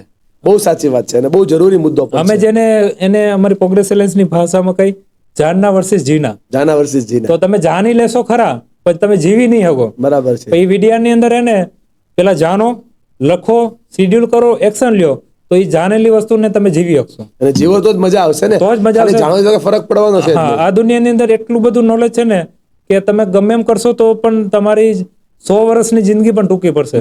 તો નોલેજ ઓછું લ્યો અને એને જીવી લ્યો. ક્યાં વાત છે, બહુ મોટી વાત છે, જોરદાર વાત છે. આ પ્રોગ્રેસ એલાયન્સના માધ્યમથી કોઈ એન્ટરપ્રિનર પોતાનું જીવન બદલવું હોય તો કેવી રીતે ઇન્વોલ્વ થઈ શકે? પ્રોગ્રેસ એલાયન્સના માધ્યમથી એકદમ ઈઝી છે. પ્રોગ્રેસ એલાયન્સ હર હંમેશા સ્મોલ અને મીડિયમના એન્ટરપ્રેનર માટે હર હંમેશા ઊભું હોય. તો એને જો આવવું હોય પ્રોગ્રેસ એલાયન્સની અંદર, તો as a guest meeting, as a visitor meeting તરીકે આવી શકે. જે સુરત સિવાય 12 સિટીની અંદર ફિઝિકલ થાય, અને આ 12 સિટી સિવાયના જો કોઈ બિઝનેસમેન બહાર ના હોય તો ઝૂમ દ્વારા, ઓનલાઈન દ્વારા ઝૂમ ઉપર મિટિંગ થતી હોય, જેની અંદર એ મિટિંગની અંદર આવે, એની અંદર એ જોવે કે મારા માટે પહેલા તો પ્રોગ્રેસ એલાયન્સ છે કે નહીં, અને એમ લાગે કે મારા માટે પ્રોગ્રેસ એલાયન્સ છે તો આગળની જે મેમ્બરશિપની પ્રોસેસ રહી, મેમ્બરશિપની પ્રોસેસ. શું છે આ પ્રોગ્રેસ એલાયન્સ? પ્રોગ્રેસ એલાયન્સ શું છે? પ્રોગ્રેસ એલાયન્સ એક નોન પ્રોફિટેબલ સંસ્થા છે, જે મીડિયમ અને સ્મોલ બિઝનેસમેન માટે હર હંમેશા ઊભું રહે અને 360 ડિગ્રી એનો ગ્રોથ થાય, લાઈફ, ફેમિલી અને બિઝનેસનો, એના માટેનું એક એક્શન બેઝ સંસ્થા છે. હું પ્રોગ્રેસ એલાયન્સમાં જોડાવ એઝ અ એન્ટરપ્રિનર તો મને શું શું મળે? તમે પ્રોગ્રેસ એલાયન્સની અંદર જોડાવો તો તમે જે એરિયાની અંદર અટકતા હોય એનું હું તમને બીજી રીતે કહું. માનો કે તમારી પાસે 1 રૂપિયો હોય અને મારી પાસે 1 રૂપિયો હોય, તો મારો 1 રૂપિયો તમને આપું તો તમારી પાસે 2 રૂપિયા થાય, મારી પાસે જીરો થઈ જાય. 0 થઈ જાય. પણ તમારી પાસે એક આવૃત તમારી પાસે છે અને એક આવૃત મારી પાસે છે, મારી આવૃત તમને આપું, તમારી આવૃત મને આપો તો કેટલી થાય? 2 તમારી પાસે ને 2 મારી પાસે. અમે સેમ પ્રોગ્રેસ એલએસમાં ક્યાં કરીએ વાત છીએ. છે, બહુ મોટી વાત છે, બહુ મોટી વાત છે. અને આ પ્રોસેસ થકી આપણે કેટલા લોકોના જીવનને બદલા છે. 4,000 કરતા વધારે ડાયરેક્ટ અને 4 લાખ ઇનડાયરેક્ટ. બરાબર છે. અને વ્યક્તિ મૂંઝાઈ જાય, હારી જાય, થાકી જાય, તો જેમ કીધું કે દોસ્ત સપોર્ટ કરે, મેન્ટોર સપોર્ટ કરે, કોઈ એનો કોચ સપોર્ટ કરે, તો આ બધી વસ્તુઓમાં બિઝનેસમાં ફાઇનાન્સનો રોલ કેવો હોય? ફાઇનાન્સનો રોલ હર હંમેશા બધી અંદર હોય જ. જિંદગી જીવવામાં પણ ફાઇનાન્સનો રોલ હોય, ફેમિલીમાં પણ હોય અને બિઝનેસમાં પણ હોય. પણ જ્યારે પોતે હારી જાય બિઝનેસની અંદર, ત્યારે ફાઇનાન્સનો રોલ કરતા જે એને હેરાન કરતું હોય કે ભાઈ હું કેવો લાગીશ, હું કેવો દેખાય, શરમ. આજ સુધી તો હું મર્સિડીઝમાં ફરતો હતો, હવે ફાઇનાન્સના હિસાબે હું મર્સિડીઝમાં ફરી શકું એમ નથી, તો મર્સિડીઝ વેચીને અને ફંટી લેવાનો વારો છે, તો હું કેવો લાગીશ. તો જે કેવો લાગે ને એનેથી એને ફાઇનાન્સ ડગમગતું હોય. શું લાગે તમને આજે જે મારા દોસ્તો તમને સાંભળી રહ્યા છે અને આજે એ સ્થિતિમાં છે કે હું કેવો લાગે, એને તમે શું કહેવા માંગો છો? કેવો લાગીશ ને એ પોતા માટે હોય, સામેવાળા માટે ન હોય. એક્ઝામ્પલ તરીકે હું અહીંયા વિડીયો શૂટ કરતો હોય અને આ વિડીયો કેવો આવશે, તો હું એવું જ્યારે હું જોતો હોય ત્યારે હું એવું પકડતો કે મેં ક્યાં મિસ્ટેક કરી, તો હું કેવો લાગીશ હું પકડું ને મારું તો. પણ સામેવાળો કે હું પકડશે, હું કેવો લાગીશ એને સામેવાળાને કાંઈ પડી નથી. મને આ વિડીયોના માધ્યમથી મને આ 5 વસ્તુ મળશે, આથી હું 5 વસ્તુ શીખીશ, તો સામેવાળાને શું મળશે ને એની પડી હોય. આ વ્યક્તિ કેવો લાગશે ને એવો સામેવાળાને કાંઈ લેવા દેવા નથી હોતું. પણ આપણે જિંદગી હંમેશા ત્યાંથી જીવતા હોય કે હું કેવો લાગીશ એમ. કોઈક નવો બિઝનેસ શરૂ કરવા માંગે છે, એની પાસે આઈડિયા બહુ સારો છે અને આ આઈડિયાને લઈને નવો બિઝનેસ શરૂ કરવા માંગતા વ્યક્તિ માટે તમારું શું એને સજેશન છે, તમારી શું એની સલાહ છે? જે લોકો સ્ટાર્ટ કરતા હોય ને બિઝનેસને, એને ઓછામાં ઓછું રોકાણ થાય, ઓછામાં ઓછું માઇક્રો લેવલથી એને ચાલુ કરવો જોઈએ. કે ભાઈ એક સાથે 2 લાખ 5 લાખ 50 લાખ નહીં નાખો. જો 10,000 થી થતો હોય ને તો 20,000 રૂપિયા એમાં ઇન્વેસ્ટ નહીં કરો. સ્મોલમાં સ્મોલ કઈ રીતે થાય, ગમે એવો બિઝનેસ હોય ને તો એક નાની અમાઉન્ટ અને નાના પાયેથી ચાલુ થઈ જ શકતો હોય, તો નાના પાયેથી કરો. એને જેવું આગળની દિશા દેખાય પછી એમાં આગળ વધો એમ. બહુ સાચી વાત છે. એને ધંધો એનો તો ધીમે ધીમે આગળ જશે, સ્ટેપ બાય ઘણી સ્ટેપ વખત આગળ લોકો એવું કરતા હોય કે ભાઈ બિઝનેસની અંદર પડ્યા તો સીધા 5 લાખ એક્ઝિબિશનમાં નાખ્યા, 5 લાખ સોશિયલ મીડિયા એડવર્ટાઇઝમાં નાખ્યા. એવું નહીં કરો. પૈસા છે તો એને ફંડ તરીકે બચાવી રાખો, આગળ જતા એની જરૂર પડશે જ. આ પૈસો કમાવવો, વાપરવો, દાન કરવો, બચત કરવો, આ 4-5 જે સ્ટેપ છે એને કેવી રીતે યુટિલાઇઝ કરી શકાય? બરાબર પેટર્ન શું છે એની અંદર? પૈસા કમાવો ઈઝી છે, પૈસાને સાચવવો અઘરો છે. તો પૈસો જે કમાવતા હોય, જેમ કે માનો કે એઝ અ બિઝનેસમેનની વાત કરું તો બિઝનેસમેન જ્યારે દર મહિને પ્રોફિટ કરતા હોય તો એ પ્રોફિટ છે ને પહેલા તો એના કંપનીમાંથી ખેંચી લેવો જોઈએ. આ મહિને માનો કે 20 લાખ રૂપિયા કાયમા, તો એ મહિને 20 લાખ રૂપિયા એને કંપનીમાંથી લઈને અને બીજી જગ્યાએ ઇન્વેસ્ટ કરવા જોઈએ. જો એ નહીં કરે ને તો એ પૈસા 3 જગ્યાએ ઓટોમેટિક વહી જશે, જો પ્રોફિટ નહીં કાઢે તો. પહેલું કે એનું જે આઉટસ્ટેન્ડિંગ હશે કસ્ટમરને પૈસા લેવાનું, એ આઉટસ્ટેન્ડિંગ ઓટોમેટિક વધી જશે. એ લોકો જો પૈસા નહીં કાઢે ને તો ઓટોમેટિક સ્ટોક વધી જશે, અને જો પૈસા નહીં કાઢે ને તો ઓટોમેટિક જે વસ્તુની હાલમાં જરૂર નથી એવી વસ્તુ કાં તો મશીન કાં તો કોઈ પણ બીજી વસ્તુ આવી જશે. તો હર મહિને પહેલા તો પૈસા એમાંથી કાઢો, અને કાઢ્યા પછી કંપનીને એક્સપાન્ડ કરવી હોય તો એમાં પાછા કંપનીમાં રોકો, અને એક્સપાન્ડ નથી કરવી તો મ્યુચ્યુઅલ ફંડ છે, ગોલ્ડ છે, પ્રોપર્ટીમાં ઇન્વેસ્ટ કરવા જોઈએ. બહુ સાચી વાત છે, બહુ સાચી વાત. એટલે સિસ્ટમેટિક પૈસાઓને ઇન્વેસ્ટમેન્ટ કરવા જોઈએ તો આપણને પૈસાનું વળતર મળી શકે એમ છે. આટલા બધા યુવાનો મહેનત કરતા હશે, કંઈક નવું ક્રિએટિવ કરતા હશે, કંઈક નવા બિઝનેસોનો આઈડિયા વિચારતા હશે, ક્યારેક સફળ થાય, ક્યારેક નિષ્ફળ થાય. તો મારે તમને એ સવાલ પૂછવો છે કે જ્યારે એક વ્યક્તિ 10-12 ધંધા કરતા હોય તો શું આ 10-12 ધંધાઓ એક સાથે કરવા યોગ્ય છે કે ધંધો એક જ કરવો જોઈએ? બેસ્ટમાં બેસ્ટ ધંધો એક જ કરવો જોઈએ. બરાબર છે. પહેલા એ જોવું જોઈએ કે ભાઈ હું જે પ્રોડક્ટ બનાવું છું એ પેલા મેં આખું ઇન્ડિયા અને વિશ્વ લેવલે બધે પહોંચાડી દીધું હોય અને એકદમ સેટલ છે, અમને ફાઇનાન્શિયલી રીતે સિસ્ટમ પ્રોસેસ આ બધી વસ્તુમાં એનું ઓકે હોય, એનું પોતાનું એસેસમેન્ટ ઓકે હોય ને તો બીજો બિઝનેસ સ્ટાર્ટ કરવો જોઈએ. બરાબર છે. પણ એના બિઝનેસમાં સ્કોપ હોય, હું જે પિલો બનાવતો હોય, હવે અહીંયા અડધી સુરતની દુકાનમાં જાતું ન હોય તો મારે અમદાવાદ જઈને વેચવાનો કોઈ મતલબ નથી. પેલા સુરત કવર પેલા સુરત કવર કરો, પછી બાજુના સિટી કવર કરો, ને આખું ઇન્ડિયા કવર થઈ ગયું પછી હું એક પ્રોડક્ટ એડ કરું, બરાબર અને પછી નવી કંપની ચાલુ કરું, એ પછીનો વિષય છે. પણ પેલા તમે જે કરો એને 100% આપો અને 100% સુધી એસ્ટાબ્લિશ કરો. 4-5 ગોલ્ડન સેન્ટેન્સ તમારા બિઝનેસમેન ને આપવા હોય જે આખા દિવસ માટે એને ખૂબ કામ લાગે એવા 4-5 ગોલ્ડન સેન્ટેન્સ, કે માનો કે આ 1 મિનિટમાં તમે આ ગોલ્ડન સેન્ટેન્સ આપો છો અને એ ગોલ્ડન સેન્ટેન્સ જો વ્યક્તિ આખા દિવસમાં એને ફોલો કરે તો એમનું જીવન બદલી શકે એમ હોય એવા ગોલ્ડન સેન્ટેન્સ શું આપી શકાય? મારું એક જે બહુ ફેમસ છે એ છે થઈ જશે. જે પણ સિચ્યુએશન જે પણ કામ છે ને એમાં એક જ રાખવાનું, થઈ જશે થઈ જશે થઈ જશે. તો એક ગોલ્ડ સ્ટેટમેન્ટ છે થઈ જશે. બીજું છે પૈસા કરતા એને સમય કિંમતી છે, સમયનો 100% યુઝ કરો. ત્રીજી વસ્તુ છે ને કે મારી પાસે એવું સેન્ટેન્સમાં નથી જેમ કે કોટ્સ હોય ટાઈપ નથી, પણ આવા વાક્યની અંદર છે. ત્રીજી વસ્તુ છે કે હર હંમેશા નવું શું કરી શકાય, ડિફરન્સ શું કરી શકાય, બેટર શું કરી શકાય ને ત્યાંથી જ બિઝનેસને કરો, ત્યાંથી જ જિંદગી જીવો. તકલીફ તો એ પડે મારી પાસે આઈડિયા હોય, વિઝન હોય, મિશન હોય, બધું જ હોય જયદીપભાઈ, પણ પૈસો જ ન હોય તો મારો ધંધો કેમ શરૂ કરવો? તો ધંધો અને ધંધા સિવાય બીજી બધી વસ્તુ હોય, જેમ કે સપનાઓ હોય. અમુક સપનાઓ હોય જે પૈસાથી જ પૂરા થતા હોય. હા, અમુક જેમ કે તમે દાન કરવું હોય પણ પૈસા નથી તો તમે દાન કઈ રીતે કરો? બરાબર છે. તો આ બધા એની અંદર છે ને મારા પાસે એક બહુ મસ્ત રસ્તો હોય. જી. એ રસ્તો છે ને કે નાનીથી શરૂઆત કરો. હા, જેમ કે માનો કે મારે દાન કરવું છે તો આજે મારા પાસે લાખ રૂપિયા દેવાની કેપેસિટી નથી, તો એક સ્ટ્રક્ચર બનાવો. સ્ટ્રક્ચર હું બનાવો કે તમે પૈસા વાપરતા હોય તમારા વોલેટમાંથી, તો એમાંથી જે ચિલર ભેગું થાય એમાં 1 રૂપિયો જે હોય ને એ 1 રૂપિયો કોઈને નહીં આપવાનો. એ 1 રૂપિયો તમારે વાપરવાનો નહીં, એ 1 રૂપિયો દાન કરવાનો. બરાબર છે. તો તમારે આખો દિવસમાં તમે પૈસા વાપરા હોય તો 2-3 રૂપિયાના 2-3 રૂપિયા થયા હોય ને એને દાન કરવાનું ચાલુ કરો. હા, રૂપિયાથી ચાલુ કરો, પછી ચિલરથી ચાલુ કરો, પછી 10ની નોટથી ચાલુ કરો, પછી 20ની નોટથી ચાલુ કરશો. તો આ પ્રોસેસ કરશો ને તો તમે લાખોનું દાન ક્યારે કરવાનું ચાલુ કરશો ખબર નહીં પડે. અચ્છા, દાન માટે જેમાં પ્રોસેસ કામ કરે છે બિઝનેસ માટે પ્રોસેસ કામ કરશે. હા, બિઝનેસમાં અને સપનામાં. જેમ કે તમારે સ્કાય ડાઇવિંગ કરવું હોય તો સ્કાય ડાઇવિંગ કરવા માટે 40,000 રૂપિયા લાગે. તો આજે તમારી પાસે દર મહિને કેટલા રૂપિયા સાઇડ કરવાની કેપેસિટી છે? બરાબર છે. જેમ કે તમારી પાસે આજે મહિને 5,000 રૂપિયા સાઇડ કરવાની કેપેસિટી છે તો સ્કાય ડાઇવિંગ ના નામે દર મહિને 5,000 સાઇડ કરતું જવાનું. 8 મહિનામાં થઈ જાય. તમારા 8 મહિનામાં તમે સ્કાય ડાઇવિંગ કરી શકો. ચાલો, સપનાઓ પૂરા કરી શકીએ આપણે, દાન કરી શકીએ.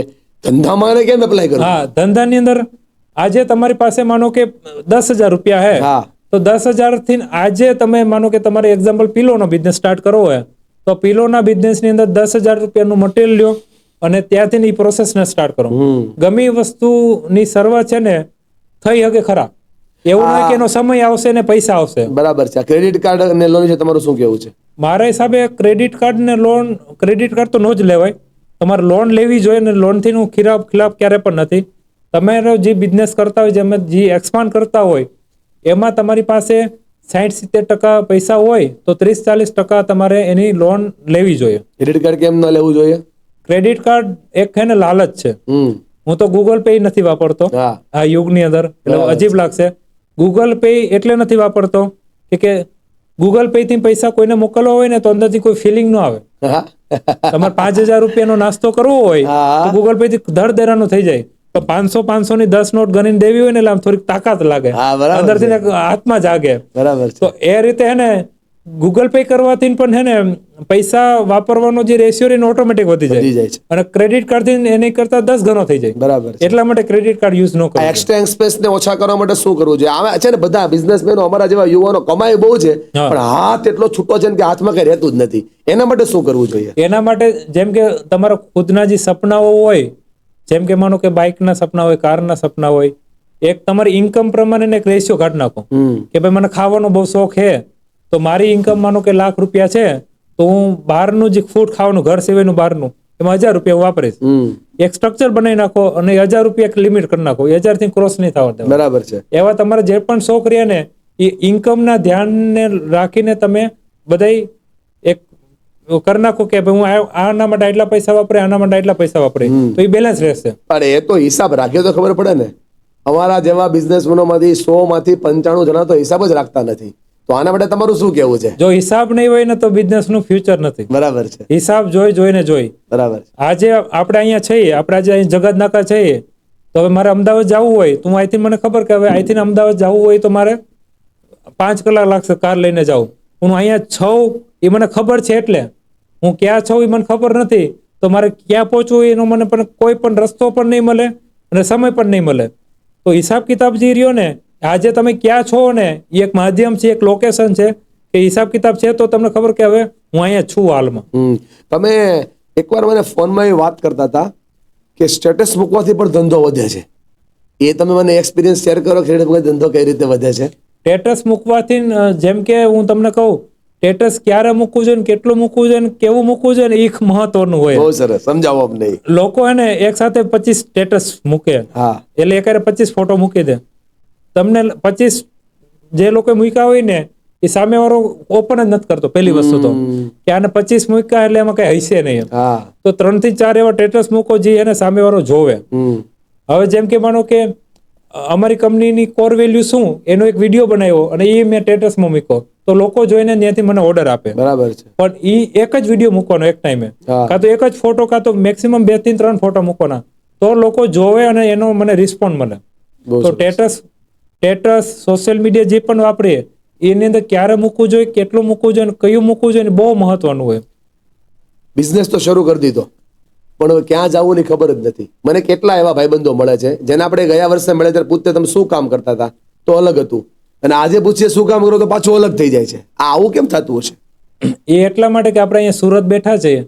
હવે આઈથી આપણે હમણાં જયારે પોડકાસ્ટ પૂરો થશે પછી ક્યાં જશું? હા, જો તમારી પાસે એનો પર્ટિક્યુલર આન્સર ન હોય નહીં હોય તો પછી કાં તો કોઈ લારીએ જાશો, હા, કાં તો ઘરે જઈને હુઈ જાશો, હા. આની આજુબાજુ થશે. હા, પણ તમને ખબર કે આઈથી તમે ઊભા થયા એટલે તમારે સીધી ડીમાર્ટની ઓફિસે તમારી ન્યારે મીટિંગ છે, તો તમારી પાસે સીધો અહીંયા ફટાફટ પોડકાસ્ટ કમ્પ્લીટ કરીને તમે ત્યાં જાશો.